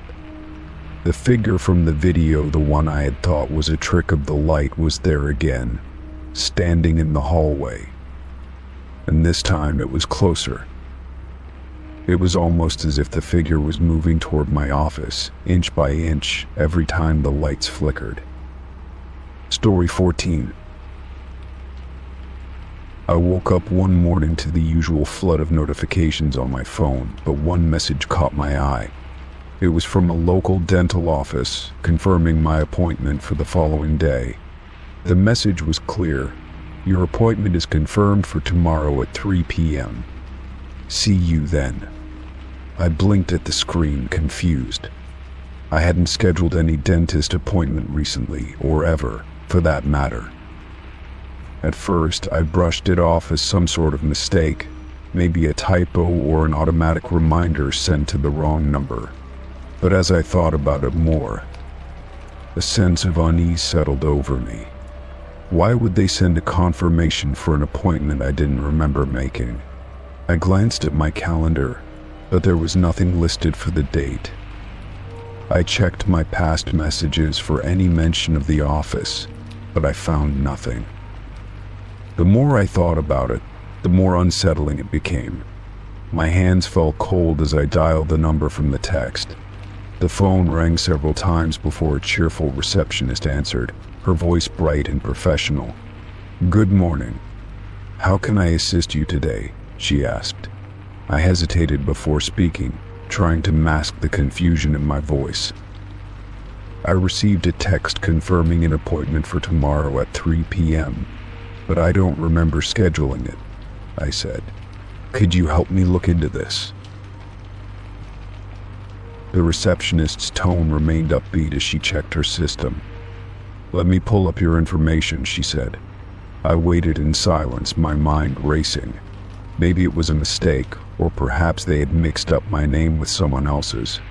Either way, I just wanted to cancel and move on. After a few moments, she returned to the line. "I see your name here, and it looks like you've been in before," she said. "You had an appointment last year, actually, and we did some routine work on your teeth." I froze. "I'm sorry, what?" I asked, my voice tightening. "I don't remember ever being to your office." The receptionist paused, almost as if she were double-checking her notes. "Yes, according to our records, you were here last year. We did a cleaning and a checkup." But I had no recollection of this appointment. My mind drew a blank. I tried to picture myself in a dentist's chair, but I couldn't. I had no memory of ever sitting through an appointment. No flashes of sterile white walls or the hum of dental equipment. The very idea that I had been to this office was like a distant, impossible thought. "I don't know what to tell you," I said, trying to keep my voice steady. "I really don't remember being there." The receptionist sounded sympathetic but firm. "I understand this may be confusing, but we have your information here. If you'd like, I can cancel your appointment for tomorrow." I agreed to cancel the appointment, my mind still racing. The whole thing was strange, unsettling. Why couldn't I remember something so ordinary? Surely I would have remembered a trip to the dentist, especially if it involved anything more than a cleaning. The memory just didn't exist. After I ended the call, I found myself pacing around the apartment. I was starting to feel a little unhinged. Why would I forget an entire dentist appointment? I pulled out my phone again and opened my calendar app, hoping to find some trace of the appointment there. Nothing. There were no notes or reminders about a dentist visit. I checked my email, my past messages, even social media, searching for any clue that might jog my memory. Still, nothing. The whole situation felt wrong, like I was missing something important. It was like the pieces of my own life were being slowly erased. I had no memory of ever seeing this dentist, yet their records said otherwise. My mind spun in circles as I tried to come up with a logical explanation. Was it some kind of mistake? Could I have gone to a different office and forgotten? Or worse, could I have had some sort of lapse in memory? That evening, as I tried to shake off the unease, I kept thinking about the words the receptionist had said. You were here last year. What if it wasn't a mistake? What if I had been to this office, but something had happened during that visit? I couldn't let it go, and the more I thought about it, the more my stomach churned. The next day, I couldn't stop thinking about the appointment. I kept checking the time, waiting for something to happen. At 3 p.m., I found myself at the dentist's office, standing outside the door. My heartbeat quickened as I stared at the familiar sign above the entrance. It looked the same as it had in the picture I had found online when I Googled the place earlier. The waiting room was full, the familiar hum of the fluorescent lights buzzing overhead, but everything inside felt foreign. I stepped inside, feeling like I was intruding on a space that wasn't mine. The receptionist, a different person than the one I had spoken to on the phone, greeted me warmly. "How can I help you?" she asked, her smile polite but professional. I hesitated before speaking. I received a text confirming an appointment for today, but I don't remember scheduling one. I also called yesterday and was told I had an appointment here last year. I'm just confused. She looked at me quizzically before her expression softened. "We have you on our schedule for today, but I can see that you've been here before. Would you like to come in for your appointment now?" I shook my head, unable to suppress the growing anxiety in my chest. "No, I think I need to leave. I don't remember anything. I don't even remember being here before. Something isn't right." As I left the office, I couldn't shake the feeling that there was something I was forgetting, something important. I didn't know how or why, but I knew something was missing from my memory. My past was slipping through my fingers, and I wasn't sure how to hold on. Every time I tried to remember, the details seemed to fade, like a dream I couldn't wake up from. I couldn't help but wonder how much of my life had already been forgotten without me realizing it. Story 15. It was a quiet night as I drove down the long stretch of highway, the headlights illuminating the empty road ahead. I had been driving for hours, the hum of the tires against the asphalt and the occasional flicker of the streetlights the only sounds accompanying me. The night was cool, the kind of cold that clung to your skin even with the windows rolled up. I glanced at the rearview mirror, noticing the dark emptiness behind me. There were no cars in sight, no signs of life in either direction. I was used to driving late at night, the solitude giving me time to think, but tonight something felt different.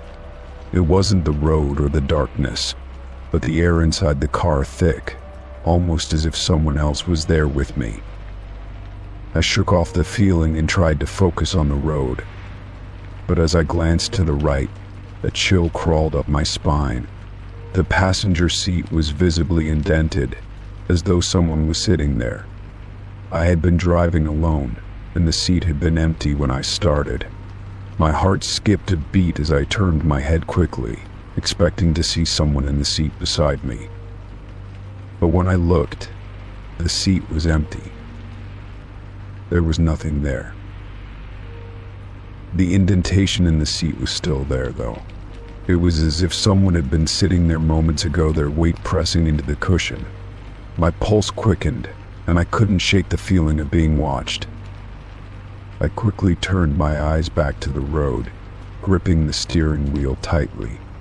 My mind raced, trying to rationalize what I had just seen. It could have been a trick of the light, I told myself. Maybe the way I had adjusted the seat earlier made it look like someone had been sitting there. But deep down, I knew it didn't make sense. The feeling in the air was wrong, heavy with an unexplainable presence. I tried to distract myself, focusing on the road ahead. The night felt unnaturally quiet, the kind of silence that made every small sound seem amplified. The wind howled as it rushed past the car, and the occasional creak of the car's suspension echoed in the stillness. But then, just as I took a breath to steady my nerves, I felt it again, someone watching me. I glanced to the passenger seat once more.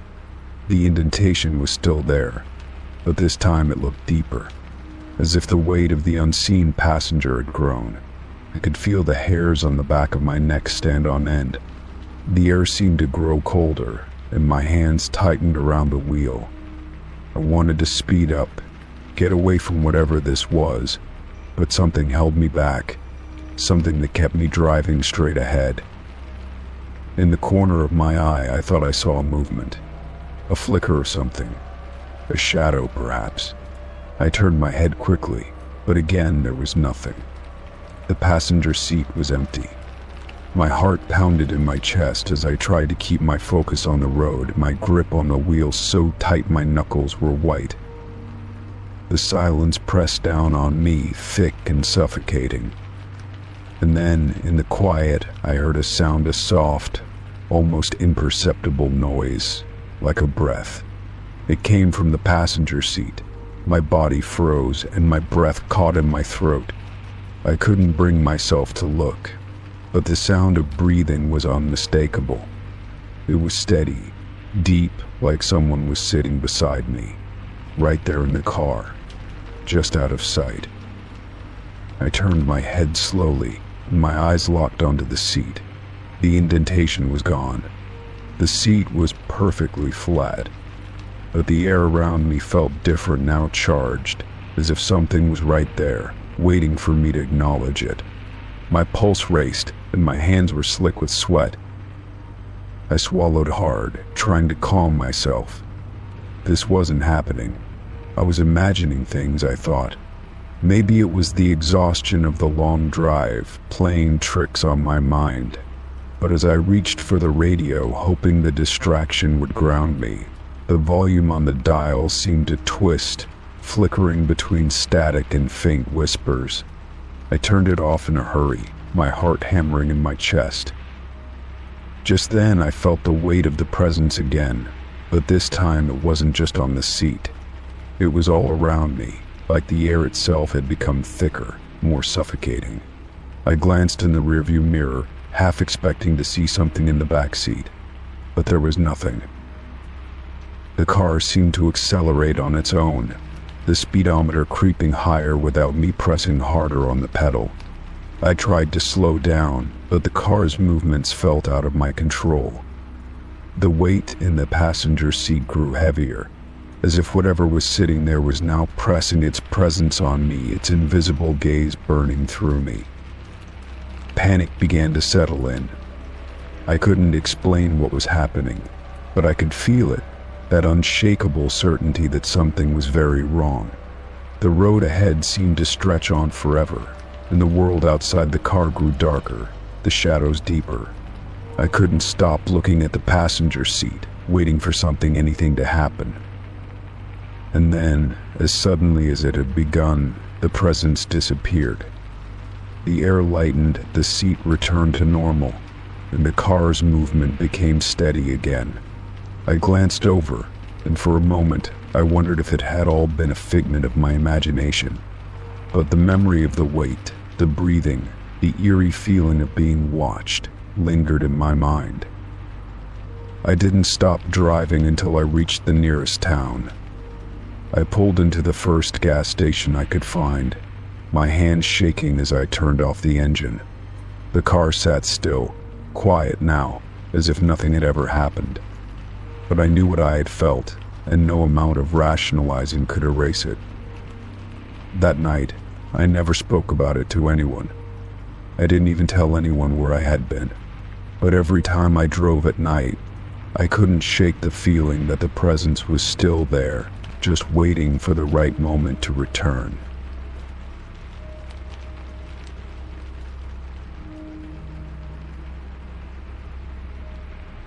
Story 16.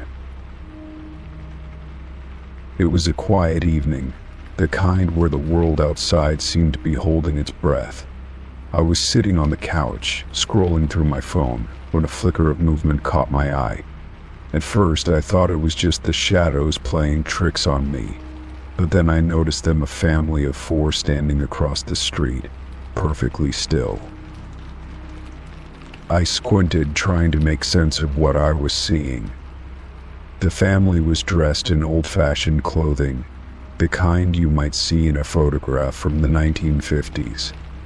The father was tall and broad, the mother smaller, with long, flowing hair that shimmered in the streetlight.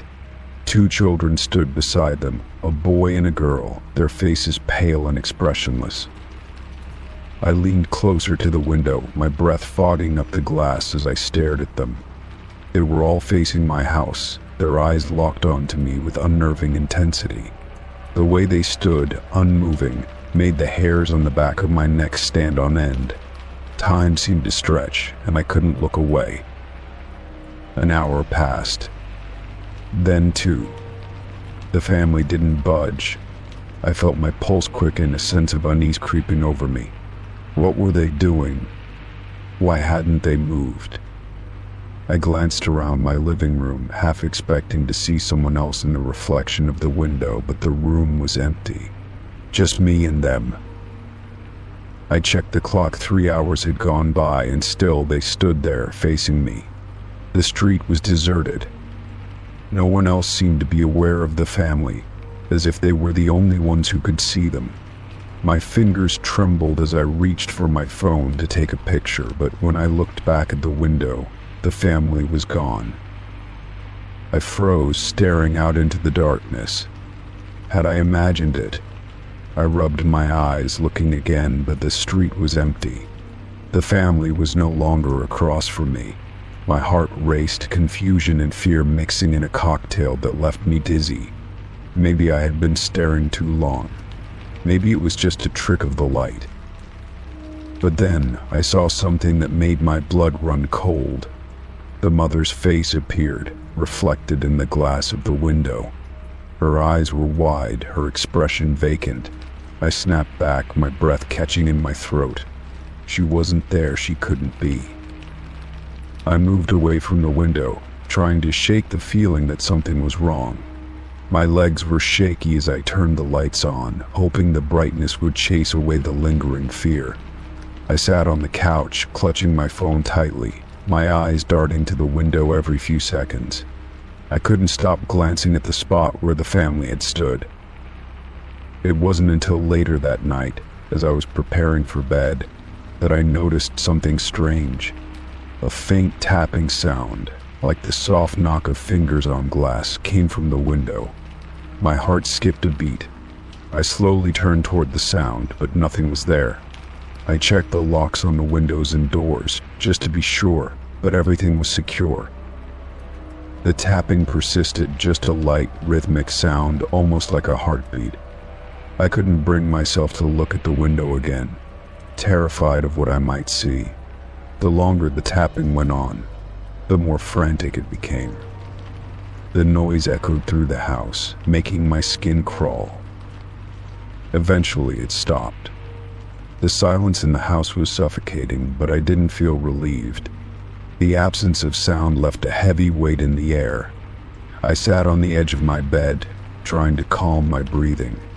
What was happening? Why were they watching me?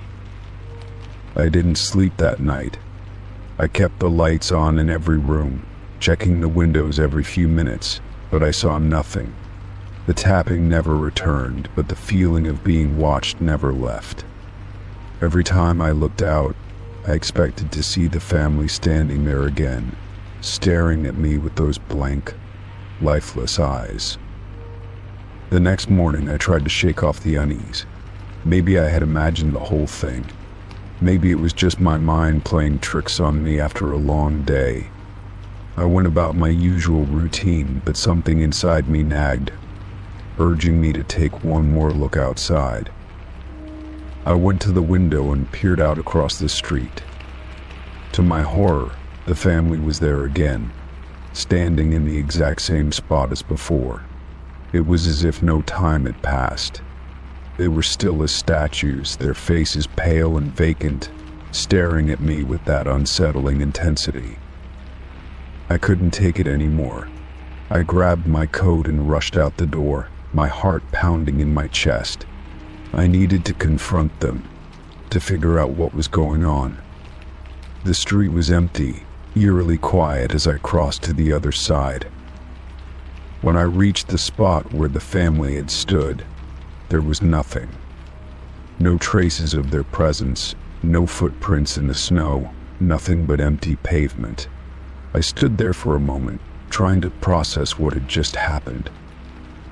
And then I heard a voice. It was soft, almost a whisper, but it came from behind me. "You shouldn't have come." I spun around, my heart in my throat, but there was no one there. Only the empty street stretched out in front of me.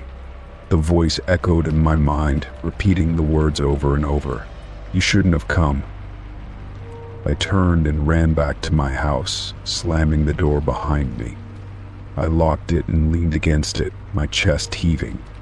I didn't know what was happening, but I couldn't shake the feeling that the family had been waiting for me to make a move. They had been watching me, and now it was too late to turn back. The silence in my house felt suffocating. Every shadow seemed to stretch toward me. Every creak of the floorboards amplified in the stillness. I couldn't escape the feeling that they were still out there, just beyond my door, waiting for me to look again. And I knew deep down that if I did, I would see them again. Story 17. The fluorescent lights flickered overhead, casting a sterile, cold glow over the rows of snacks and drinks at the convenience store. It was around 2 a.m., and the night shift had been particularly quiet. I was used to the emptiness by now, the stillness that settled in after the last customer had left. The only sounds in the store were the hum of the refrigerator and the occasional rustle of plastic bags as I restocked the shelves. I stood behind the counter, flipping through a magazine to pass the time, when the phone rang. It was unusual for the phone to ring at this hour, and I immediately felt a sense of unease. The only calls we usually got during the night were from the delivery driver or the occasional wrong number. I glanced at the display on the phone, and there was no number listed, just an anonymous call. I hesitated but picked it up anyway. "Hello, this is the convenience store," I said, trying to sound casual, though I could feel a knot forming in my stomach. The voice on the other end was low and quiet, but unmistakably clear. "I'm watching you," the voice said, sending a shiver down my spine. I froze, holding the receiver to my ear, trying to make sense of what I had just heard. There was a pause, just long enough for me to feel the weight of the words sink in. "Who is this?" I asked, my voice trembling slightly, but the line was silent. No response came, just the quiet hum of the phone line. I felt a sense of panic rising in my chest, and my first instinct was to check the security cameras. I reached for the monitor mounted above the counter and clicked through the different angles, each camera focused on different parts of the store. But there was no one there, no shadowy figure lurking in the aisles, no sign of movement anywhere. Everything appeared perfectly normal, just as it should be at this hour. I let out a shaky breath, trying to calm myself. Maybe it was just a prank, a sick joke from someone who had nothing better to do in the middle of the night. But something about the way the voice had spoken unsettled me. It wasn't just a random phrase, it was deliberate, cold and calculated. I quickly ended the call, but the unease lingered, gnawing at me. I returned to the cameras, checking them again, feeling a little ridiculous for having doubted myself. But the more I stared at the grainy footage, the more I began to feel like I wasn't alone. Every flicker on the screen seemed to take on more meaning. Every shadow in the corner of the camera's view seemed to stretch a little too far. I tried to shake it off, but I couldn't escape the nagging feeling that something wasn't right. Minutes ticked by, and the silence in the store felt heavier than before. My eyes kept darting to the front door, half expecting it to open at any moment, but it remained locked, the automatic doors staying firmly shut. It was then that I heard a soft shuffle just outside the store. My heart skipped a beat, and I instinctively turned to the window, expecting to see someone standing there, watching me. But nothing was there. The parking lot was empty, bathed in the harsh light of the street lamps, just as it had been when I first arrived for my shift. Still, the noise had been unmistakable. It wasn't the wind, nor was it the hum of the building. It was something different, something closer. My pulse quickened, and I stood there for a moment, trying to decide what to do. I couldn't just stay inside forever, paralyzed by fear. I had a job to do, and I couldn't let this strange encounter throw me off. I walked slowly toward the door, my eyes scanning the parking lot. There was no sign of movement, just the usual emptiness. I took a deep breath, trying to calm myself, and stepped outside for a moment, half expecting someone to jump out at me from the shadows. But the lot was as quiet as it had been before. I stood there for a few seconds, looking around, before I convinced myself that I was being paranoid. Maybe I was just imagining things. As I re-entered the store, my eyes instinctively went back to the security monitor. This time I checked the cameras in more detail, zooming in on the sections where I'd seen the most activity earlier. But again, everything was as it should be. The aisles were empty, the counter was bare, and the shelves were neatly arranged. Still, the feeling of being watched wouldn't go away. I picked up the phone again, my fingers trembling as I stared at it, wondering if the caller would try to reach me once more. The silence in the store pressed in on me, and I could almost hear the faintest echo of my own breathing. I was about to put the phone down when it rang again. My heart jumped into my throat as I grabbed the receiver, my voice catching in my throat. "Hello?" I said, trying to steady myself. This time there was no response at first, just the same eerie silence that had followed the previous call. And then, finally, the voice came again. "I'm still watching you," it said, the words creeping into my mind like a poison. The same cold, emotionless tone, as if the speaker were standing just behind me, watching my every move. My blood ran cold, and I felt my legs weaken. The phone slipped from my hand, falling to the counter with a loud clatter. I quickly checked the security cameras once again, my heart hammering in my chest, but nothing was different. I was about to hang up when the line suddenly went dead. The silence that followed felt oppressive, filling the store with an eerie quiet that was too much to bear. I stood there, frozen for what felt like an eternity, trying to process what had just happened. The phone call, the voice, the strange feeling that had crept into my bones. I was beginning to feel like I wasn't just being watched, I was being hunted. I glanced around the store again, my eyes scanning the shelves, the aisles, the parking lot outside. But everything seemed to be as it should be. Yet, the dread that had settled in my chest wouldn't go away.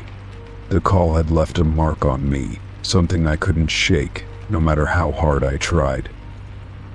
Hours passed, and the store remained eerily quiet. The rest of my shift went by in a blur, my mind constantly drifting back to the strange voice. When my shift finally ended, I quickly locked up and rushed out, eager to leave the store behind.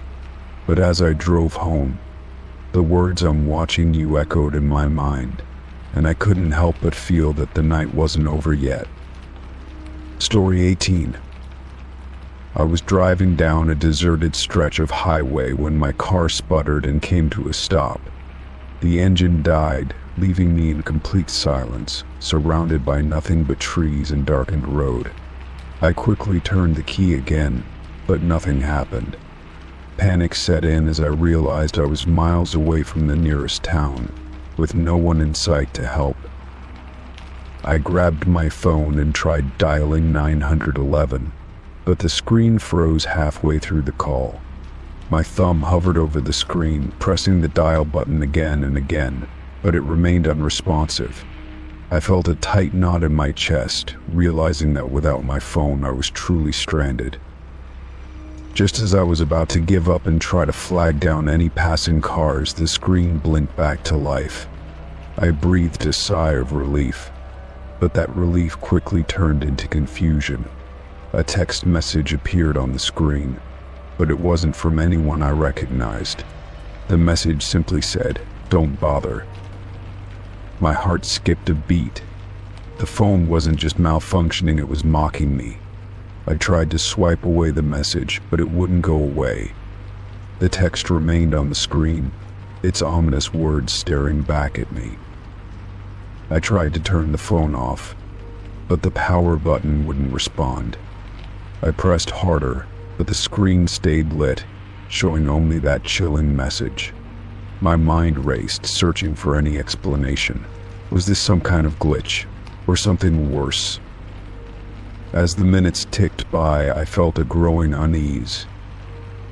The trees around me, which had once seemed so still, now felt oppressive, as if they were closing in. I looked around, half expecting to see someone watching me, but there was nothing. No cars, no signs of life, just the darkness stretching for miles in all directions. I tried once more to call 911, but the screen froze again. This time, when it blinked back to life, another text message appeared. "They're coming for you," it read. My stomach lurched, and I felt a cold sweat break out on the back of my neck. My hands shook as I held the phone, staring at the message in disbelief. I quickly tried to turn the phone off again, but the buttons refused to respond. The screen was now a chaotic mess of static and messages, each one more unsettling than the last. "Run," it said. "You can't escape." My heart pounded in my chest as I threw the phone onto the passenger seat. I looked around the car, feeling trapped. The road stretched on endlessly, but there was no sign of anyone. No headlights in the distance, no movement anywhere. The only sound was the faint rustling of leaves in the wind. I tried to open the car door, but it wouldn't budge. Panic surged within me as I realized I was locked inside, my phone the only connection to the outside world, and it was no longer working. The temperature inside the car seemed to drop, the air growing thick and suffocating. I tried to roll down the window, but the power windows wouldn't respond either. I was completely stuck.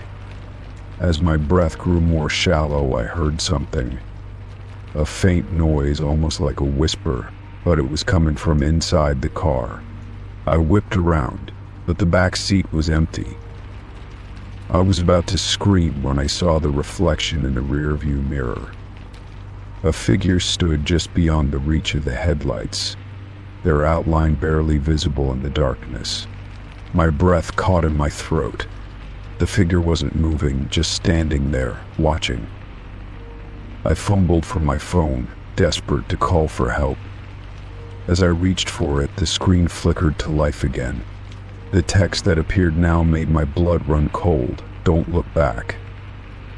I froze, every muscle in my body screaming at me to ignore it, to drive away and never look back. But I couldn't. My eyes were drawn to the mirror, to the figure that had not moved an inch. It was still standing there, just watching. Then, The phone buzzed in my hand, sending a jolt of panic through me. The screen flashed once more, and the message read, "They're right behind you."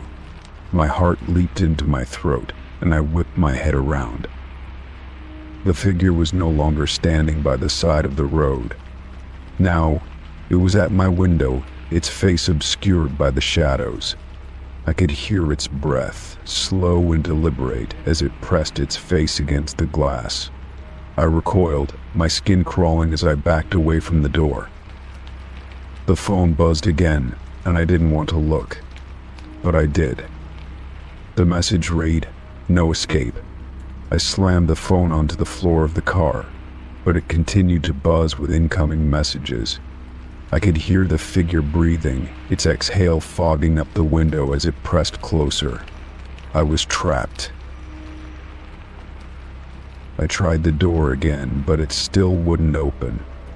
I pounded on the window, hoping to get the figure's attention, but it just stood there, silent and unmoving.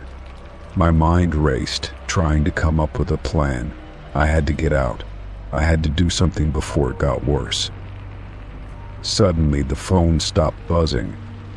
I looked down at it, the screen now completely black. I reached for it again, but it was as if the device had died. The quiet in the car was deafening. I could no longer hear the figure outside. I held my breath, listening, but the silence remained. I dared not look out the window again. My hands trembled as I gripped the steering wheel, unsure of what to do next. All I knew was that I was no longer alone. The figure was still out there, waiting for me. And the phone, once my only connection to the outside world, was now a dead weight in my lap. Whatever was coming for me had already found me. Story 19. I was sitting on the couch, scrolling through my phone when the message notification popped up. I didn't recognize the number, but it was from my own contact, my phone number, to be exact. The message was simple but chilling. "Tonight, you'll see me again." I stared at the screen, my heart suddenly racing. How could this be? I hadn't sent anything like this to myself, let alone something that felt so ominous. The message was sent days before I could have written it.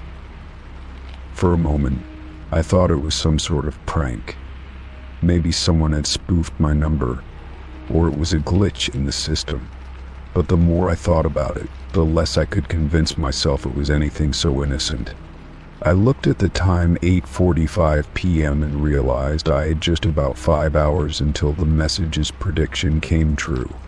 I couldn't shake the feeling of dread creeping up on me. I checked my phone again to see if there were any more messages from my number, but there was nothing. Only that single text. I tried calling my voicemail, hoping for some explanation, but the line was silent. It only made the whole situation feel more surreal. Who had sent it?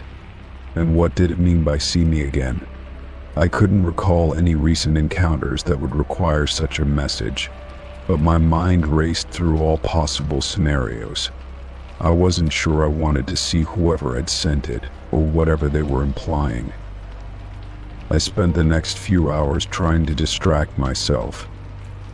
I went for a walk around the block, hoping to shake off the anxiety gnawing at my insides.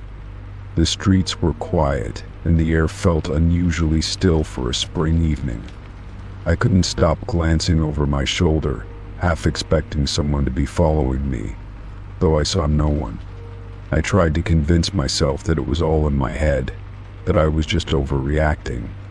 But something about the message, the fact that it had come from my own number, stayed with me. When I got back home, I double-checked the time, 10:10 p.m. I had less than an hour now. The tension in my chest grew tighter, like a constant weight pressing down on me. I tried to rationalize things again. Maybe it was some weird automated text, a mistake, or even a hoax. But there was still the matter of the timing. How had it been sent days before I could have even written it? The logic of it escaped me. At 10:45 p.m. I couldn't sit still anymore. My phone buzzed and I jumped, feeling my pulse spike. I was almost afraid to look at it. What if it was another text, one that pushed me closer to some kind of confrontation? Slowly, I unlocked the screen. It was another message from my number, but this one was different. It simply read, "Come to the old park by the lake." My stomach dropped. I hadn't thought about that park in years. It was the same park I used to visit as a child, the place where I had spent countless summer afternoons with my friends. But there was something unsettling about it now. The lake had dried up years ago, leaving behind a dusty, cracked basin, and the swings in the playground creaked eerily in the wind. It was a place that hadn't seen life in a long time, and now I was being asked to go there, alone. I grabbed my jacket and headed out the door, feeling the cool night air hit me as I stepped onto the empty street. The further I walked, the more the world seemed to fade into the background. My thoughts were consumed by that text. Who could have known about the old park? Why did they want me to go there? And most importantly, who was this me that had sent the message? The walk felt longer than usual. The streetlights flickered as I passed under them, casting long, distorted shadows. I reached the park in what seemed like no time at all, but the familiar trees and empty swings only made the place look more desolate. I hesitated, standing at the edge of the darkened park, the cold night air wrapping around me like a blanket of dread. My phone buzzed again and my hands shook as I pulled it out of my pocket. Another text, again from my own number, "I'm here." I looked around, but the park was silent. The empty benches and playground equipment loomed like ghostly figures in the darkness. There was no sign of anyone, no movement at all. I stepped closer, drawn by some unknown force. My mind screamed for me to turn around and leave, but my feet wouldn't obey. The swing set creaked, moving ever so slightly in the breeze. I stopped in my tracks. The swing wasn't empty. Someone was sitting in it. I couldn't see the person's face, but I knew instinctively that this was the me from the messages. They didn't move, didn't acknowledge my presence. They simply sat there, staring straight ahead. I took a cautious step forward, my heart pounding in my chest. "Who are you?" I asked, my voice trembling. The figure didn't answer. I stepped closer, hoping for some kind of response. But as I reached the swing, I realized something chilling. The figure was dressed exactly as I was. The same jacket, the same shoes, even the same jeans. It was me, but not me. A cold sweat broke out across my forehead as the realization sank in. The figure slowly turned its head toward me, and I saw my own face, pale and expressionless. There was no warmth in the eyes, only an empty void. My breath caught in my throat, and I took a step back. "What do you want?" I whispered, fear clutching at my chest. The figure didn't speak. It just continued to stare, a slow, unsettling smile forming on its face. It was then that I noticed the text that had come through. The final message, "You finally found me." I stumbled backward, my mind spiraling as the figure in front of me began to rise from the swing, stepping toward me with slow, deliberate movements. My body went numb with terror. And then, as I turned to run, I saw the last thing that made my blood run cold. My phone, which had dropped from my hand, had a new text on it, this time sent after the encounter. It simply read, "It's your turn now." Story 20. The first time I saw the house, I didn't think much of it. It was an old, run-down place on the edge of town, barely visible through the thick trees that surrounded it. No one ever talked about it, and the few people who passed by it either gave it a wide berth or didn't seem to notice it at all. It had always been there, just another forgotten relic of a bygone era. But that day, as I walked past it, something tugged at me, a feeling, almost like a whisper, urging me to stop. I tried to ignore it, telling myself it was just the wind or my imagination playing tricks on me. But something about that house, something about its crooked windows and peeling paint stayed with me. I didn't know why, but I couldn't shake the feeling that it was watching me, that it wanted me to come closer. That night I found myself thinking about it, wondering what secrets it hid behind those boarded up windows. The next morning, as I was out for a walk, I found myself at the house again. It was still standing there, looming like an ancient sentinel in the woods. This time I couldn't resist. I crossed the overgrown yard and walked up the creaky porch steps. The door was slightly ajar, as if inviting me in, though I wasn't sure by what force. I hesitated for a moment, my heart beating faster than usual, but curiosity won out. I pushed the door open and stepped inside. The air inside was thick with dust and the smell of decay. The floorboards creaked under my weight, and I noticed the walls were lined with old, yellowed photographs of families I didn't recognize. Their eyes seemed to follow me as I moved through the house, a strange, unsettling feeling creeping up my spine. I couldn't help but notice how still everything was, how untouched by time. It was as if the house had been waiting for someone to walk through its doors. I wandered through the rooms, each one more dilapidated than the last. The furniture was covered in dusty sheets, and broken windows let in a dim, gray light. As I reached the back of the house, I found a staircase leading up to the attic. A chill ran down my spine as I stared up at the narrow, winding stairs, but something compelled me to go up. Maybe it was the whisper in my mind, or perhaps it was just my need to explore the unknown.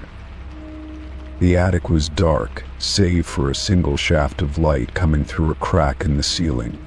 I stepped inside and was immediately struck by the coldness of the room. The air felt thick, almost oppressive. There was a small chest at the far corner, covered in dust and cobwebs. I approached it, my hands trembling as I brushed away the cobwebs. When I opened the chest, my heart stopped. Inside was a collection of old dolls, their faces cracked and their eyes staring blankly. But it wasn't the dolls that caught my attention, it was what lay beneath them. A small, leather-bound book sat at the bottom of the chest, its cover worn and faded. I picked it up, feeling an odd sense of reverence. The pages inside were yellowed and fragile, but the words were still legible. As I flipped through the pages, a feeling of dread began to settle in the pit of my stomach. The book was a journal, written in a hurried, almost frantic hand. It described strange happenings in the house, whispers in the night, shadows moving when no one was there, the feeling of being watched.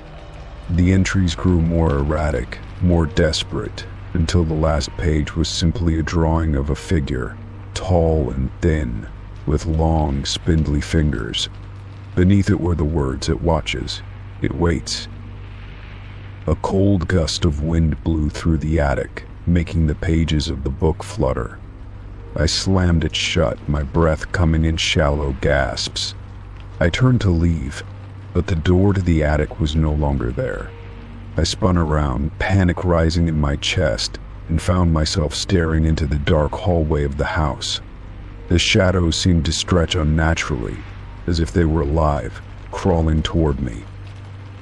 Suddenly I heard a creak behind me, followed by the sound of footsteps, slow, deliberate, and heavy. I froze, my heart pounding in my ears. I turned, slowly, expecting to see a figure emerge from the darkness. But there was nothing there, nothing but the thick shadows that now seemed to encircle me.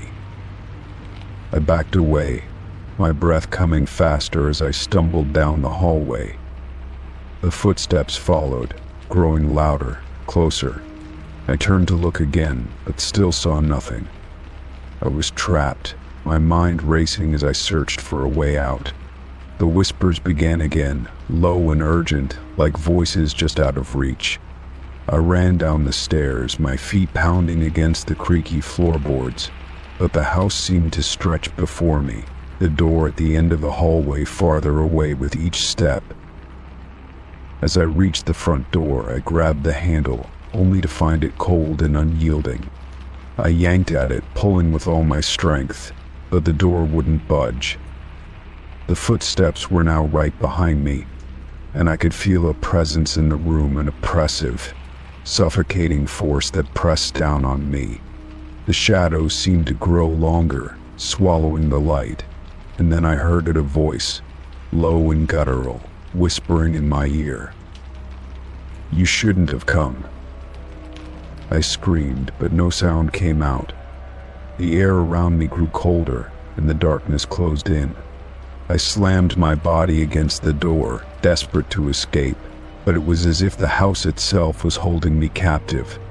The last thing I remember before everything went black was the figure in the corner of the room, tall, thin, with long, spindly fingers reaching toward me. When I woke up, I was outside the house. The sun was setting, and the house loomed in the distance, silent and still. I couldn't remember how I had gotten there, or how long I had been lying on the ground. I stumbled to my feet, my body trembling with fear, and looked at the house one last time. The windows were dark, but I could have sworn I saw something move inside.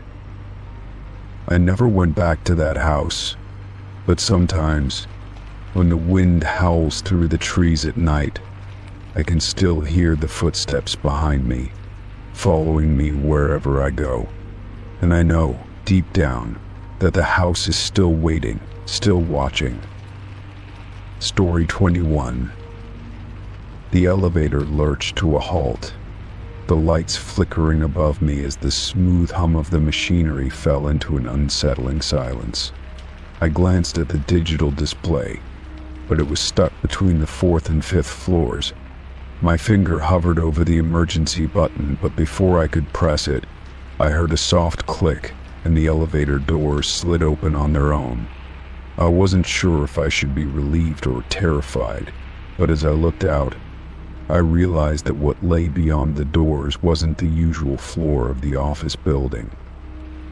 Instead of the familiar hallway lined with gray carpet and white doors, there was only darkness, an unnerving stretch of dimly lit corridor that seemed to go on forever. The walls were bare, and the flickering overhead lights barely illuminated the space, casting long, shifting shadows. The air was thick with a stale, musty scent, and I felt an odd chill seep into my skin, despite the warm temperature in the elevator. My heart began to race, and I hesitated for a moment, wondering if I should step out and investigate or simply wait for the elevator to resume its normal function. Curiosity got the better of me, and against my better judgment, I stepped out of the elevator. The hallway was eerily quiet, save for the faint hum of the lights overhead. I peered down both directions, but there were no signs indicating where this hallway might lead. The building was supposed to be only a few stories tall, and I knew for sure that there was nothing like this on the 4th floor. I took a few steps forward, my footsteps echoing unnervingly in the silence, and as I did, I became acutely aware of a figure standing at the far end of the corridor. The figure was tall, shrouded in shadow, and I couldn't make out any details at first. My breath hitched in my chest, and I froze. It was too still, too perfect, like a mannequin that had been left abandoned in the hallway. The figure didn't move, didn't acknowledge me in any way, but I could feel its presence, an overwhelming sensation of being watched, studied. It was as if it was waiting for me to make the next move, to acknowledge its existence. I took a step back toward the elevator, my hand reaching for the door button, but I paused when I realized it had already closed behind me. Panic surged within me, and I pushed against the cold metal doors, but it wouldn't open. I felt trapped. isolated and completely disoriented. How had the elevator moved on its own, and why was I now standing in this strange hallway? The figure at the end of the hallway shifted slightly, and my heart skipped a beat. It hadn't moved before, but now, its presence seemed even more defined. It was as if it had been waiting for me to notice it. I didn't know why, but I had an overwhelming feeling that it wanted me to come closer. The hairs on the back of my neck stood up, and my instincts screamed at me to run, to get out of there. But I couldn't bring myself to turn away. The hallway stretched on, the walls closing in on me as I stepped forward once again. My footsteps echoed louder in the silence, each one amplifying the sense of unease that gripped me. As I walked toward the figure, I couldn't shake the feeling that it was somehow connected to the malfunctioning elevator, to the sudden shift in my surroundings. My mind raced, trying to make sense of what was happening, but no logical explanation came to mind. This wasn't possible. There was no way I had somehow stumbled into a part of the building I didn't know about. As I neared the figure, it remained motionless, almost as though it were waiting for me to speak. But no words came. I couldn't bring myself to say anything, the dread that had settled in my chest holding me in place. There was something about the figure, something unsettling, that made it impossible to look away. Its face was hidden in shadow, but I could feel its gaze, cold and unblinking, burning into me. I took a deep breath, willing myself to stay calm, but the air around me seemed to grow heavier, thicker, as though the very atmosphere was pressing in on me. I was just a few feet away from the figure when it finally moved. Slowly, deliberately, it began to step toward me, its movements unnervingly fluid, like something that wasn't quite human. My pulse quickened, and I instinctively took a step back. It didn't speak, didn't make a sound, but I could feel its presence envelop me, as though it were drawing closer to something far darker than I could comprehend. The hallway, the building, everything around me felt wrong. The figure stopped just within arm's reach, and I could finally make out some details, though they only made everything worse. Its skin was pale, unnaturally so, and its eyes, though hidden in the shadows of its hood, glowed faintly with a sickly, yellow light. I didn't want to look any closer, didn't want to see the face I knew was hidden beneath that dark hood. But I couldn't tear my eyes away. Something was pulling me in, something insistent, something that made me feel as if I were in the presence of something ancient and malevolent. A voice echoed in my mind, faint at first, but growing louder with each passing second. It was a whisper, a low and rasping sound, like a voice calling from the other side of the world. You shouldn't be here. The words sent a shiver down my spine, and I felt the coldness of the figure's gaze penetrate into my very bones. My legs felt like they were made of lead, and I couldn't move. I wanted to scream, to run, but my body wouldn't respond. I was paralyzed, caught in some kind of trance, trapped in this hallway with the figure that seemed to be growing taller, more imposing, with every second that passed. My heart pounded in my chest, my breaths coming in shallow gasps, and all I could do was stand there, unable to escape. Then, just as quickly as it had begun, the figure vanished. One moment it was there, its presence suffocating, and the next it was gone, leaving only the faint echo of its whisper behind. I staggered backward, gasping for breath, my heart racing in my chest. The hallway was empty, silent, but I couldn't shake the feeling that something was still watching me.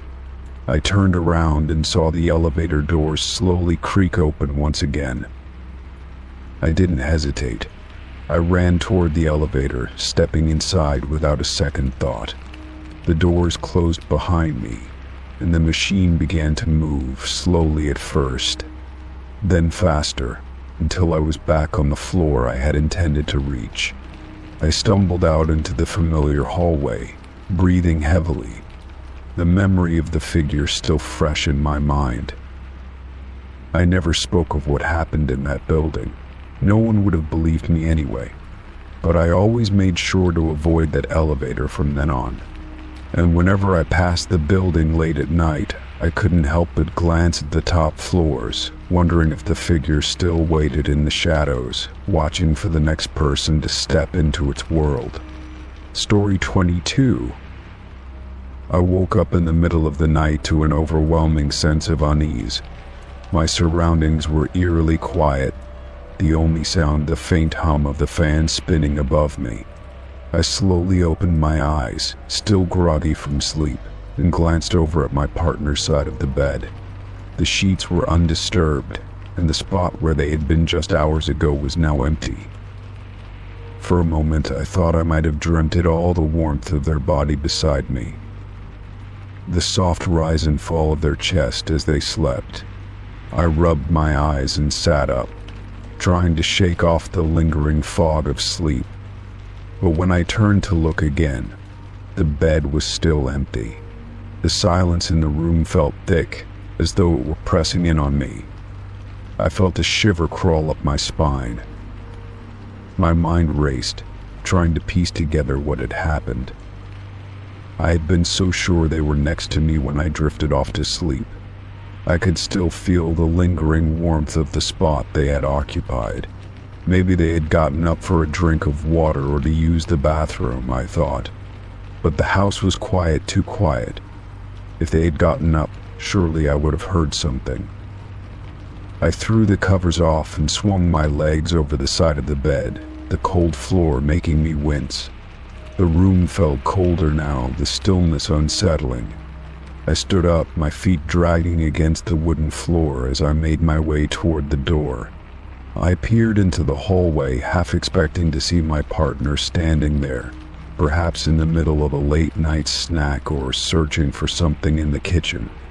But the hallway was dark, with only the dim light of the moon seeping through the windows. I walked slowly down the hallway, calling out their name, but my voice sounded strange in the stillness, like it didn't quite belong to me. There was no answer. I reached the living room and found it empty, the soft glow of the television screen casting long shadows across the furniture. The house felt unnervingly vacant, like something was missing. Where could they have gone? I checked the kitchen next, even though I knew they wouldn't be there. The counters were clean, the refrigerator door slightly ajar. I closed it absent-mindedly, my mind swirling with confusion. I checked the bathroom, though I didn't expect them to be there either. It was as if the house itself had swallowed them whole. Panic began to rise in my chest as I tried to think logically, but it was hard to focus on anything other than the gnawing sensation of something being wrong. I returned to the bedroom, standing at the door and staring at the empty bed once more. The sheets were still cold where they had been. I checked the closet, half expecting to find them hiding or asleep in there, but it was empty as well. I ran a hand through my hair, frustration mixing with the anxiety that was growing by the second. It had only been a few minutes, but it felt like hours. The feeling of being alone in the house was suffocating, as if the walls were closing in around me. I paced back and forth, trying to come up with an explanation, but nothing made sense. They couldn't have left without a word, not without telling me where they were going. It wasn't like them to just disappear in the middle of the night. I went outside, hoping to find them in the yard or out on the porch, but the cold night air hit me like a shock. The yard was dark, the trees swaying gently in the breeze. The only sound was the distant hum of traffic in the distance. There were no signs of life. I felt the hairs on the back of my neck stand up as I turned back toward the house. I couldn't shake the feeling that something was terribly wrong. I grabbed my phone from the table, my fingers trembling as I unlocked it. I scrolled through my messages, trying to find any hint of communication from my partner. There was nothing, no missed texts, no calls, nothing that would explain where they had gone. I quickly dialed their number, holding my breath as it rang, but it went to voicemail after just a few rings. I left a message, my voice sounding unsteady as I spoke. "Hey, it's me. Where are you? Are you okay?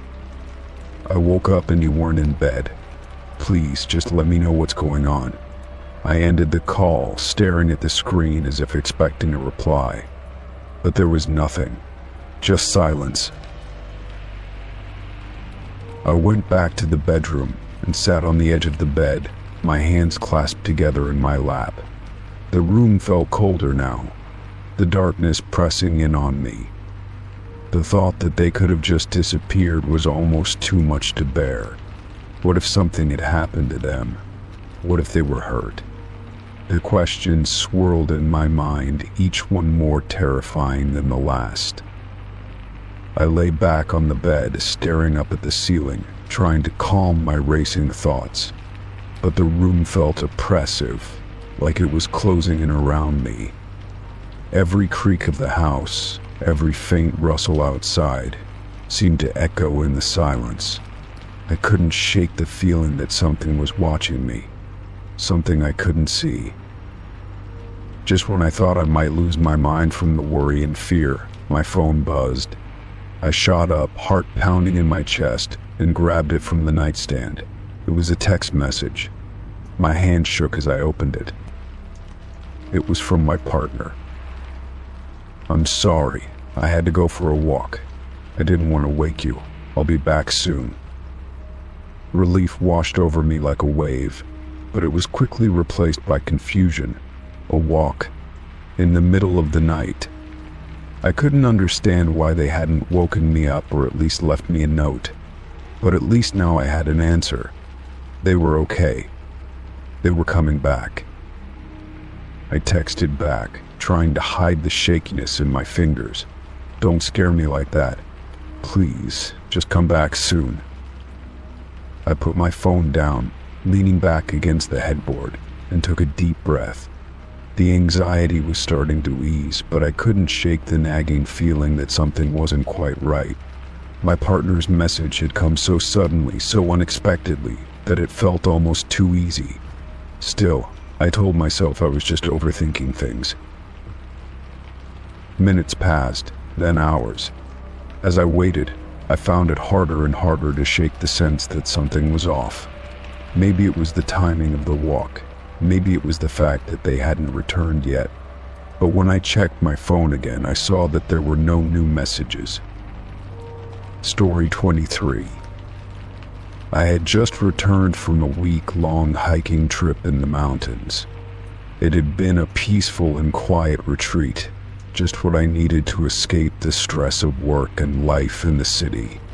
As I sat down at my desk to upload my photos, I couldn't help but smile as I scrolled through the pictures. The breathtaking views, the stillness of the forests, and the joy of spending time with friends were all captured in each shot. But one photo stood out, and not for any good reason. It was a picture I had taken on the last day of our trip, at the edge of a cliff overlooking a valley. The sky was a soft gradient of pink and orange, the kind of sunset that made you pause and take in the world around you. But there, in the background of the photo, was someone I didn't recognize. A person standing off to the side of the frame, just at the edge of the trees. They weren't part of the group, and they certainly weren't anyone I remembered seeing on the rigs. I stared at the photo, my heart rate increasing as I zoomed in on the figure. The person was looking directly at the camera, their face partially obscured by shadows, but there was no mistaking it. They had dark hair and a jacket that seemed a little out of place compared to what anyone else in our group was wearing. I couldn't recall seeing anyone fitting that description while we were hiking, let alone someone who had been that close to our group. My first instinct was to brush it off. Maybe it was someone else who happened to be near the cliffs at the same time. I had taken the photo at a wide angle, so it was possible they had just wandered into the frame. But as I thought about it, a sense of unease crept over me. I remembered clearly the hike that day, and I was certain no one else had been near us. I showed the photo to my friends later that evening when we all gathered for dinner. They didn't recognize the person either. We went over the details of our trip again, but no one could place them. The more we talked about it, the stranger it seemed. If someone had been there, surely we would have noticed them. It was a popular spot for hikers, but we had been alone when I took the photo. As the night wore on, I tried to convince myself it was just a coincidence. Maybe someone had been passing by. Maybe it was a random hiker who had been on a separate trail. But the longer I looked at the photo, the more unsettling it became. There was something in the stranger's eyes, a coldness that didn't match the peacefulness of the landscape. They weren't just looking at the camera, they were staring, as if they knew they would be seen.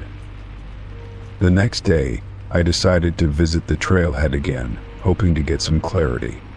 I drove back to the park and walked along the trail leading to the cliff. I tried to picture the spot where I had taken the photo. The view from that ledge was gorgeous, but now, standing there again, I couldn't shake the feeling that something was wrong. The area was empty, as expected.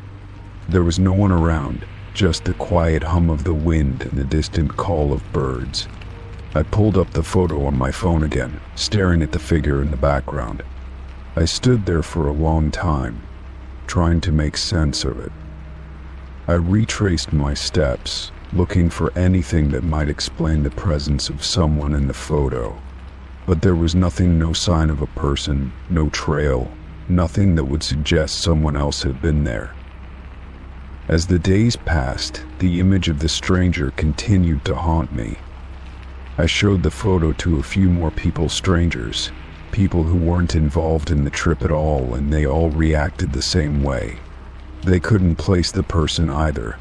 Some even suggested it might be an optical illusion, or perhaps a trick of the light, but I wasn't convinced. What troubled me the most was the way the figure looked.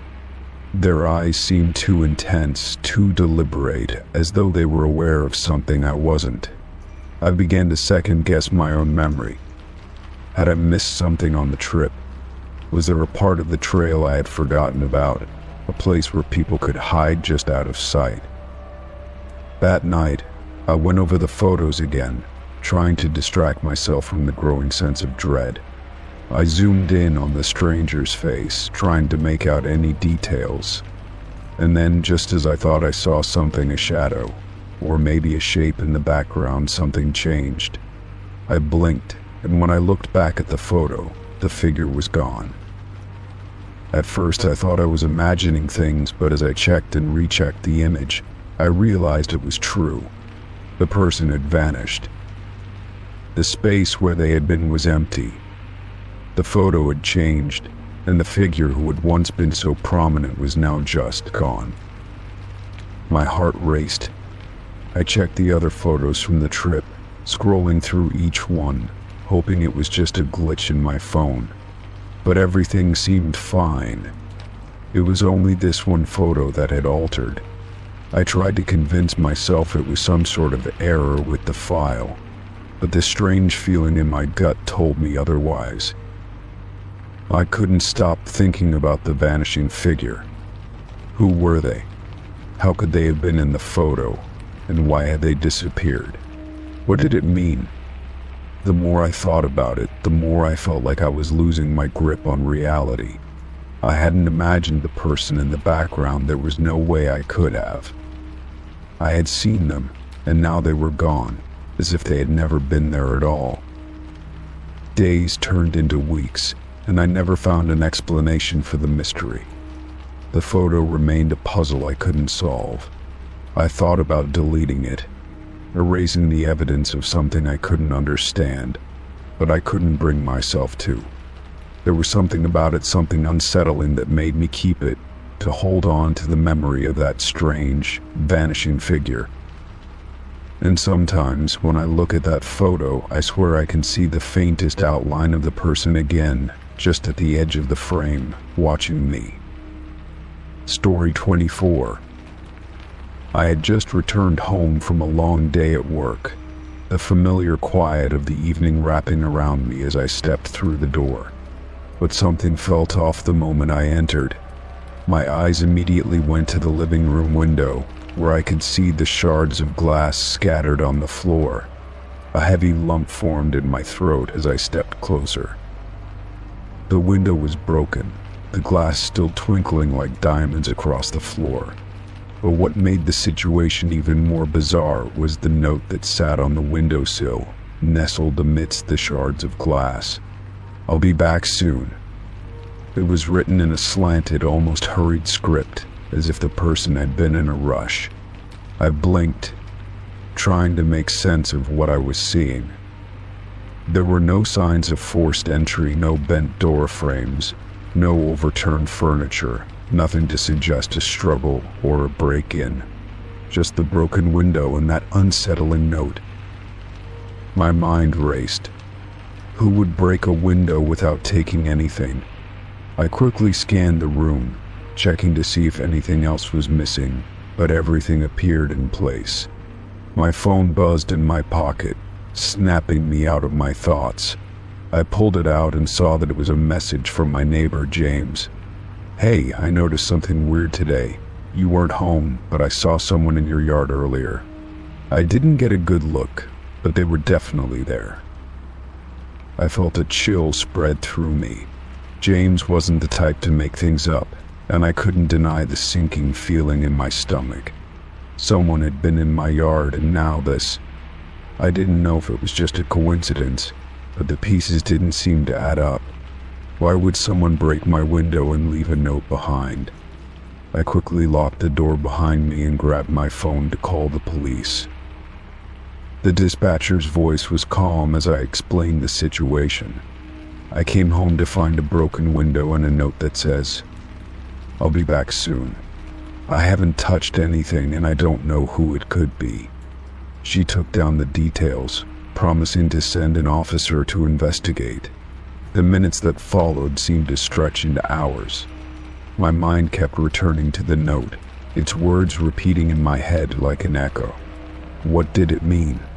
And more importantly, who was coming back? I tried to keep calm, but it was hard. The thought of someone entering my house while I wasn't there sent a wave of unease through me. I sat on the couch, my phone in my hand, unable to focus on anything but the window. The silence in the room felt thick and heavy, like the calm before a storm. About 20 minutes later, the doorbell rang. I jumped, my heart racing, and rushed to open it. Standing there was a police officer, his face set in a serious expression. "Ma'am, we need to take a look around," he said. I stepped aside to let him in, explaining what I had found. The officer inspected the broken window, glancing around as he took in the scene. "Everything seems undisturbed," he said, his voice low. "But we'll take a look outside too." We stepped into the yard, and I watched as the officer surveyed the area.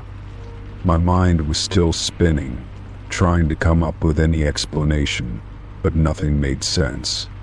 There was no sign of forced entry through the door, and the yard was clear, no footprints, no signs of anyone having been there recently. I glanced at the officer, hoping for some answers, but his expression remained neutral as he made a few notes on his notepad. "Do you have any enemies or anyone who might want to harm you?" he asked after a moment. I shook my head. "No, not that I know of," I replied. "This is just strange." The officer nodded, but his eyes lingered on the broken window for a moment longer before he turned to leave. "We'll patrol the area tonight," he said, "but keep an eye on things and let us know if anything else happens." I nodded, though I couldn't help but feel that his words were meant to comfort me more than anything. He was polite, but I could tell he didn't have much to go on. Neither did I. The officer left, and I was once again alone in my house. I tried to push the anxiety away, but it lingered like a shadow, always just behind me. I couldn't shake the feeling that I was being watched. Every creak of the house, every rustle of wind outside felt like it was a signal, like the person who had broken in was still nearby, waiting to return. That night, I barely slept. I kept checking the windows, making sure everything was locked. The note still sat on the windowsill, mocking me with its simple message, "I'll be back soon." What did that mean? It felt like a threat, but in the strangest, most subtle way. It didn't tell me when or how, just that something was coming. The next morning, I called James, hoping to find some clarity. "Did you see anyone last night?" I asked him, trying to keep my voice steady. James was quiet for a moment before he answered. "No, but I did hear something strange," he said. "Around midnight I heard footsteps outside your house. It sounded like someone walking around, but when I looked out, there was no one there." My stomach tightened. "Footsteps," I repeated. "Are you sure?" "Yeah," he said, his voice low. "I thought maybe it was you, but then I remembered you hadn't come home yet. I didn't want to be nosy, but it was weird." I thanked James for the information, my mind racing. Footsteps outside my house at midnight. That seemed to fit with the idea that someone had been watching me, waiting. But for what? The rest of the day passed uneventfully, but I couldn't shake the feeling that something was wrong. I kept looking out the windows, expecting to see someone lurking in the shadows, waiting for their moment to strike. But nothing happened. As the night approached, I couldn't help but feel that the person who had broken my window would return, just like the note had said. The silence was deafening, each minute stretching on forever. I glanced at the clock, and the hours seemed to pass in slow motion. But nothing came. The night passed without incident. In the days that followed, I never saw the person who had left the note. The window remained broken, but no one ever came back. The note was eventually thrown away, but the sense of unease lingered. I had no answers, no closure, just a nagging feeling that I had been part of something larger, something I could never fully understand. Story 25. I walked into the dimly lit party, the hum of conversation and laughter filling the air. The familiar scent of perfume and cologne lingered, mingling with the faint trace of alcohol. I tried to shake off the unease that always seemed to settle in when I was surrounded by too many strangers, but tonight felt different. Something about the room seemed off, though I couldn't quite place my finger on it. As I navigated through the crowd, a glance at the refreshments table caught my attention, and I paused to grab a drink. It was then that I noticed the man standing by the window, leaning against the wall, wearing the exact same shirt I had on. I blinked in confusion. It wasn't a common design, a dark green button-down with thin black stripes, one of my favorites, and I was certain I had never seen anyone else wear it. But there he was, looking almost like a mirror reflection of myself. I stood there for a moment, unsure of what to do. Was it a coincidence? I didn't think so. It was one of those rare shirts that you didn't see often, and I had bought it only a few months ago. My curiosity got the better of me, and I slowly walked over to him, trying to make it seem casual. "Hey, nice shirt," I said, hoping to break the awkwardness. He looked up at me, his expression blank at first. Then, as if recognizing something, his lips curled into a slow, unsettling smile. "It's my favorite too," he replied, his voice calm but carrying a strange edge to it. The way he said it made my skin crawl, like he was saying something far more cryptic than he intended. I laughed nervously, unsure of how to respond, and quickly glanced away, hoping the moment would pass. but he didn't seem to take the hint. He stepped closer to me, as if to make sure I couldn't escape the conversation. His eyes locked with mine too intensely, too steadily. "It's rare to find someone with such good taste," he continued, his voice too smooth, too deliberate. I tried to pull back, but the air between us felt charged, heavy with something I couldn't quite identify.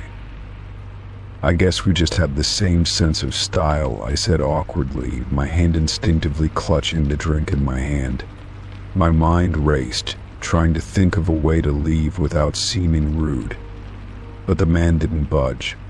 Instead, he tilted his head slightly, as if studying me. "Yes," he said slowly. "It's almost like we were meant to wear the same shirt." I laughed, but it didn't come out as naturally as I had hoped. The entire conversation felt wrong, and I could feel the hairs on the back of my neck standing on end. I tried to make light of it, but something about him felt familiar in a way that made no sense. I didn't know this man, yet there was something about his eyes, his presence, that felt like I had seen him before.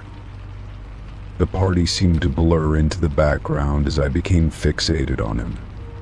Every word he spoke felt too rehearsed, too calculated, and every movement seemed deliberate. He didn't seem like someone who simply stumbled upon this shirt by chance. No, it felt like he knew exactly what he was doing. The longer I stayed in his presence, the more I felt like I was sinking into something deeper, something darker. The conversation dragged on, but my mind was racing. "So where'd you get your shirt?" I asked, trying to break the eerie tension that had settled between us. His grin widened, but there was no warmth in it, only an unsettling sense of recognition. "Oh, I've had it for a while. Been wearing it for years." His words were slow, deliberate, like he was savoring each one. I took a step back, wanting to distance myself, but something stopped me. My hand reached instinctively for my phone, only to find that the screen was black. I tapped it again, but it remained unresponsive, almost as if it had shut down entirely. The man noticed, and his eyes flicked briefly to the phone, a strange glint in his gaze. "No need for that," he murmured. "You don't need to call anyone." I froze, my heart racing. The way he spoke made it seem like he knew exactly what I was thinking.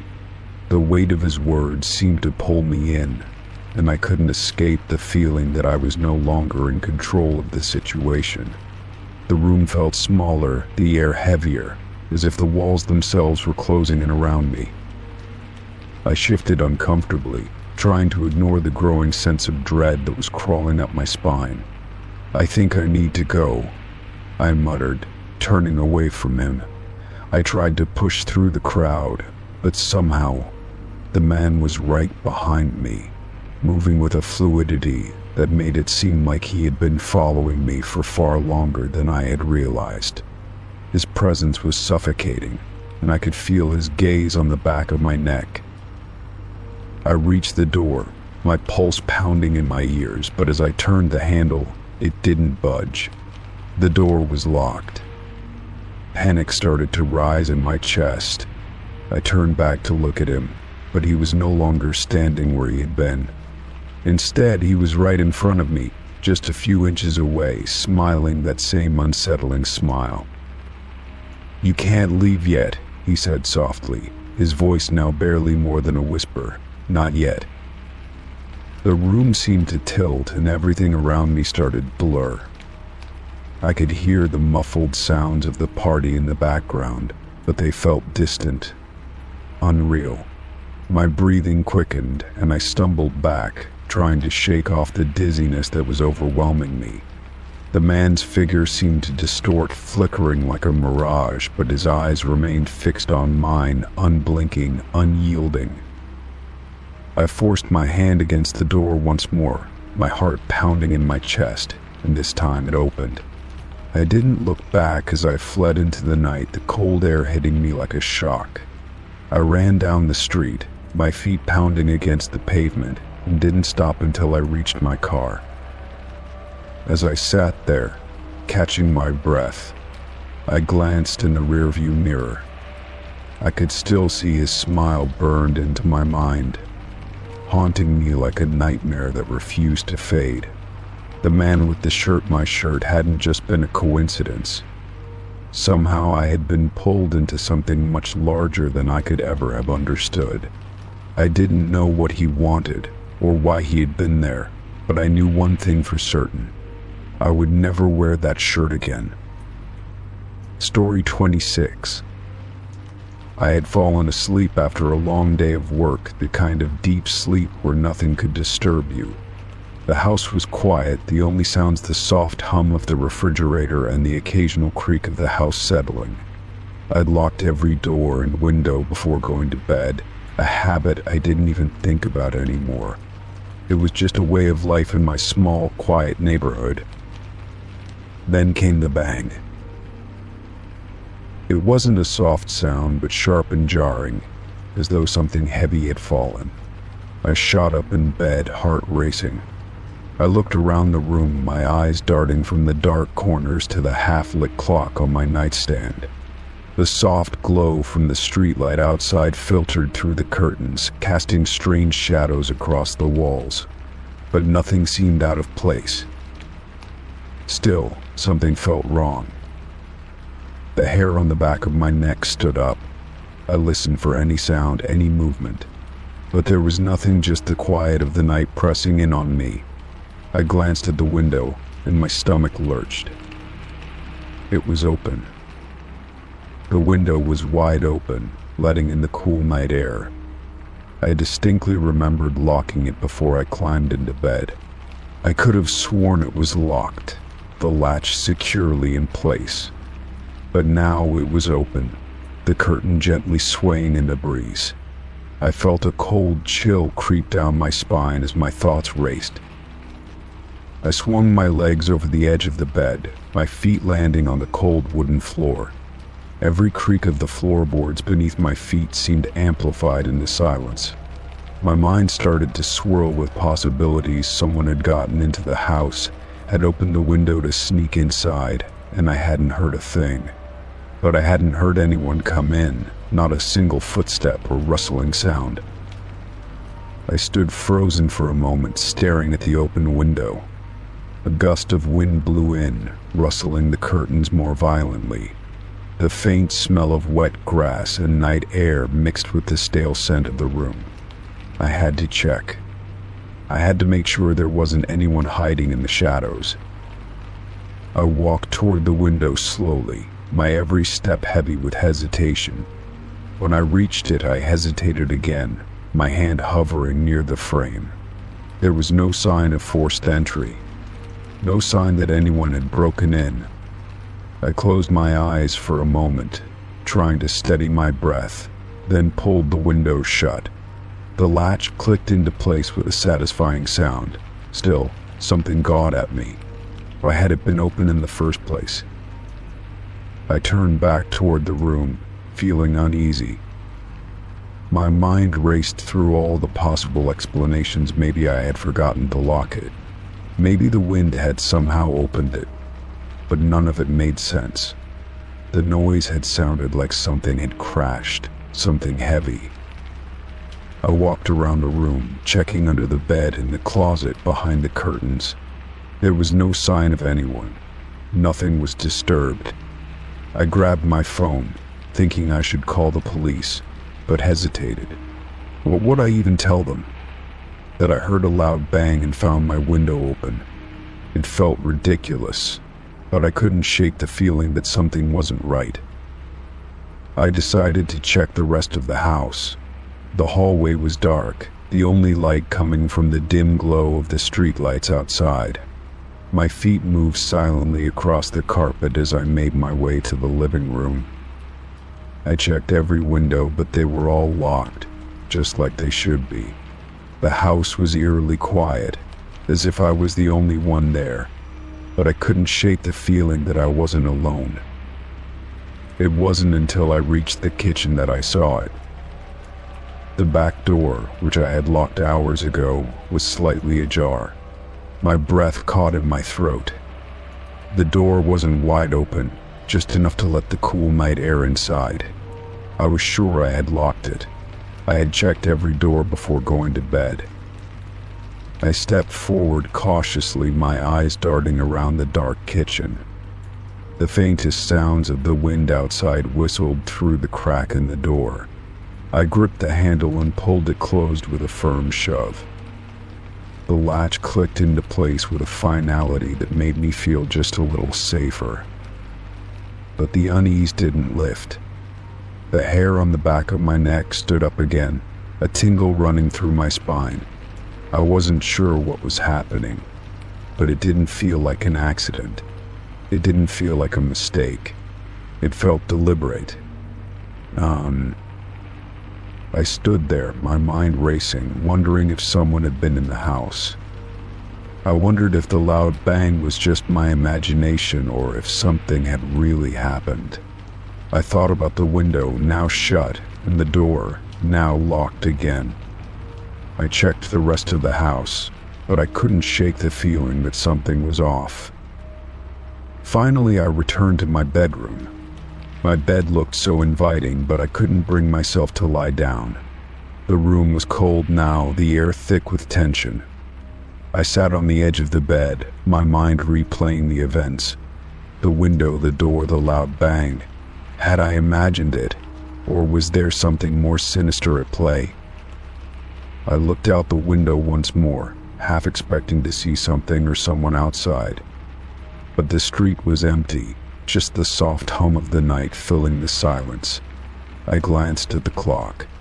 It was well past midnight. Whatever happened, I had no explanation for it. I was left in the darkness, wondering what had really happened, and if I had just narrowly avoided something far worse. I locked the door and double-checked the windows, my unease growing as the night stretched on. The house felt too quiet, too empty, and yet I couldn't shake the feeling that I wasn't alone.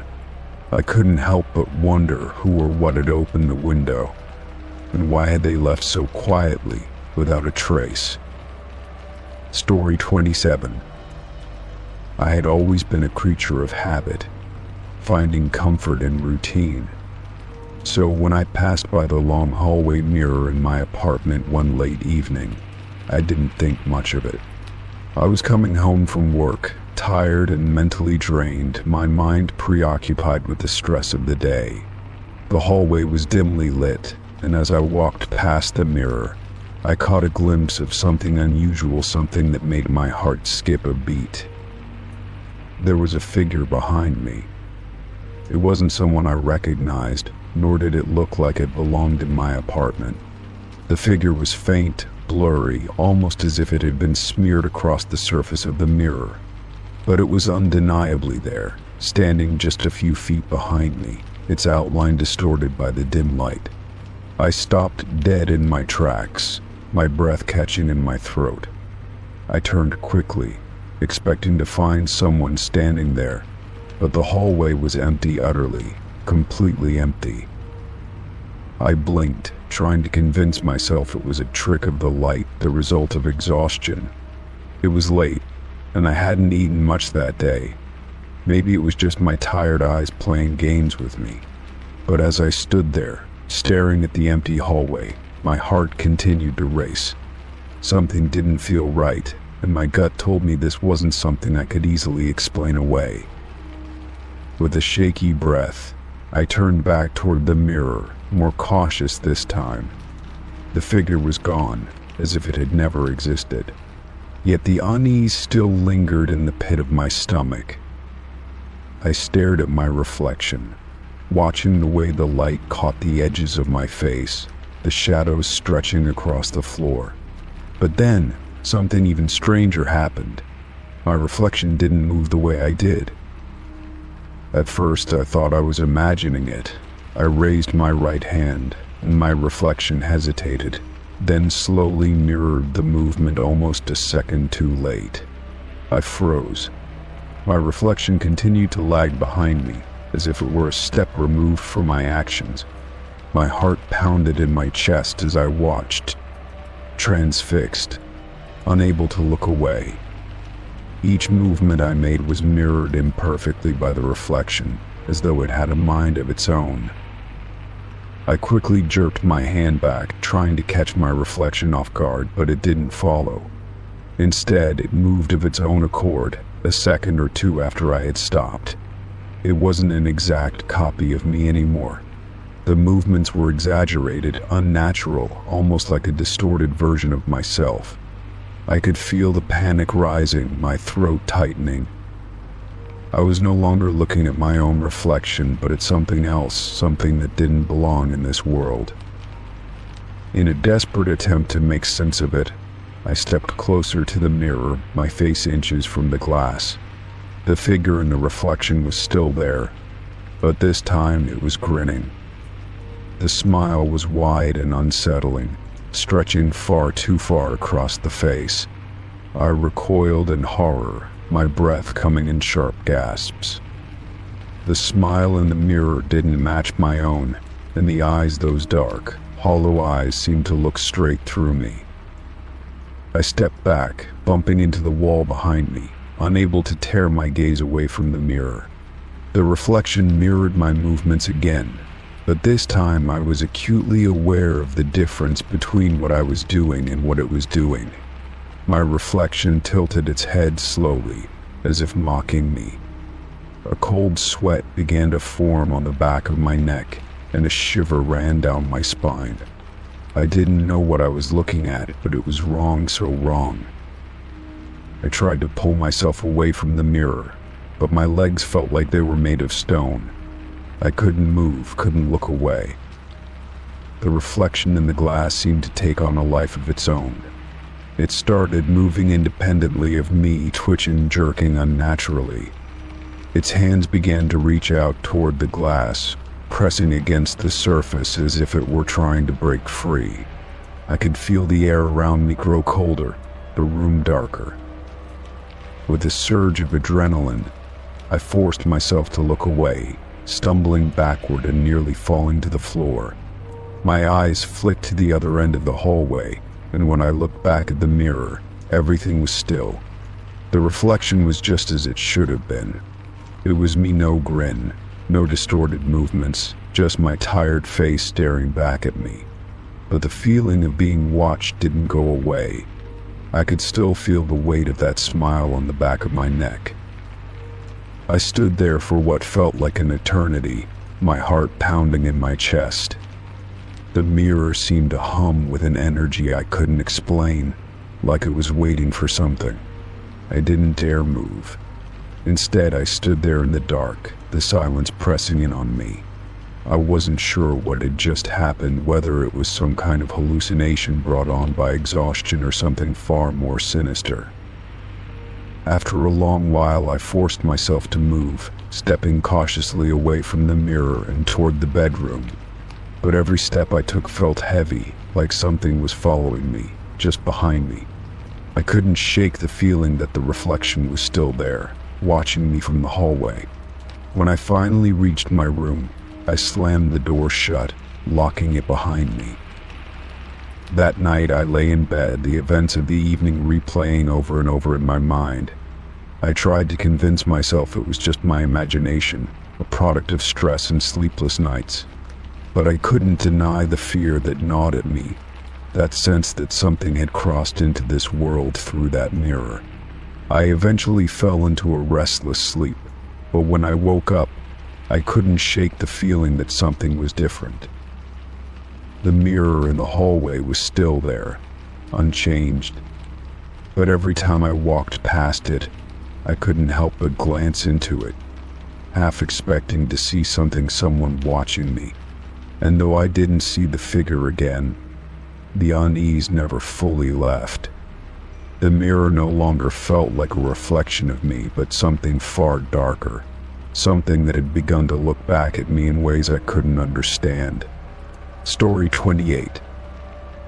I was lying in bed, staring at the ceiling, my mind racing. The night felt off, quieter than usual, as if the world had pressed the pause button. There were no sounds of cars passing by, No wind rustling the trees outside, no distant hum of traffic. Just an overwhelming silence that seemed to stretch endlessly. I turned over, trying to ignore the unease creeping into my chest. At first, I thought it was just my mind playing tricks on me, but the silence felt too thick, too unnatural. I listened harder, straining for any sound, footsteps, breathing, anything, but there was nothing. The house felt hollow, as if it had been emptied of all life. I slowly sat up in bed, my heart beginning to race.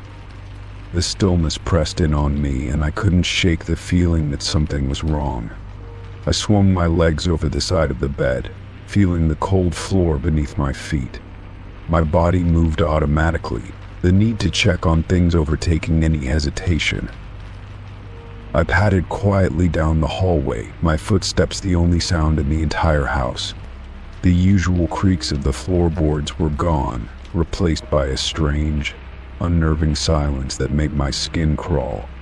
As I approached the living room, I flicked on the lights, half expecting to see someone standing there, but the room was empty. I checked the windows and doors, making sure everything was locked. The front door, the back door, the kitchen windows, each one securely fastened. I couldn't understand it. The house had always felt safe, but tonight, it felt as though something was missing. A presence, a sound, a sign of life.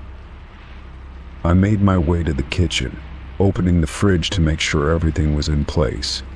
The low hum of the refrigerator was oddly comforting, but it did little to quell the rising tension in my chest. The silence outside seemed to have seeped into the house, and it was growing harder to ignore. I stood still for a moment, listening.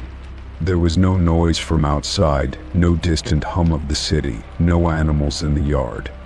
The silence was so absolute, it felt as though the world itself had stopped. I shivered involuntarily and pulled my sweater tighter around me. I went back into the hallway and checked the bathrooms. They were all empty, just as they should be.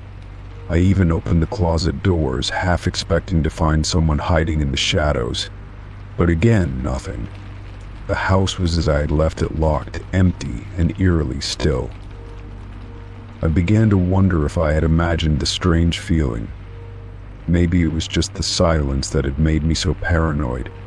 Maybe it was nothing. But the longer I stood there, the more convinced I became that something wasn't right. I walked to the front door and pulled back the curtain. I squinted into the darkness outside, trying to make out any shapes or figures.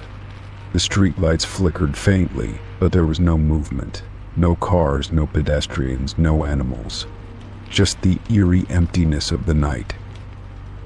I checked my phone to see if I had missed any calls or messages, but the screen was blank. There was no indication that anything was amiss. I felt a wave of frustration wash over me. Why did it feel like the world had stopped? I decided to step outside, hoping the fresh air would calm my nerves. The front door creaked slightly as I opened it, but there was no sound beyond that. The night air was still, with not even a breeze to stir the trees. I stepped onto the porch, looking up and down the street. Nothing. It was as if the entire neighborhood had fallen into a deep, unshakable sleep. I walked down the driveway, my footsteps muffled by the soft grass beneath my feet. The silence was suffocating, and every step I took seemed to amplify the void around me. I turned back toward the house, my mind racing for some explanation, but there was none. Everything was still, too still. As I made my way back inside, I closed the door behind me and locked it. I leaned against it for a moment, trying to steady my breathing. The silence had not left. It clung to me, wrapping around me like a heavy blanket, making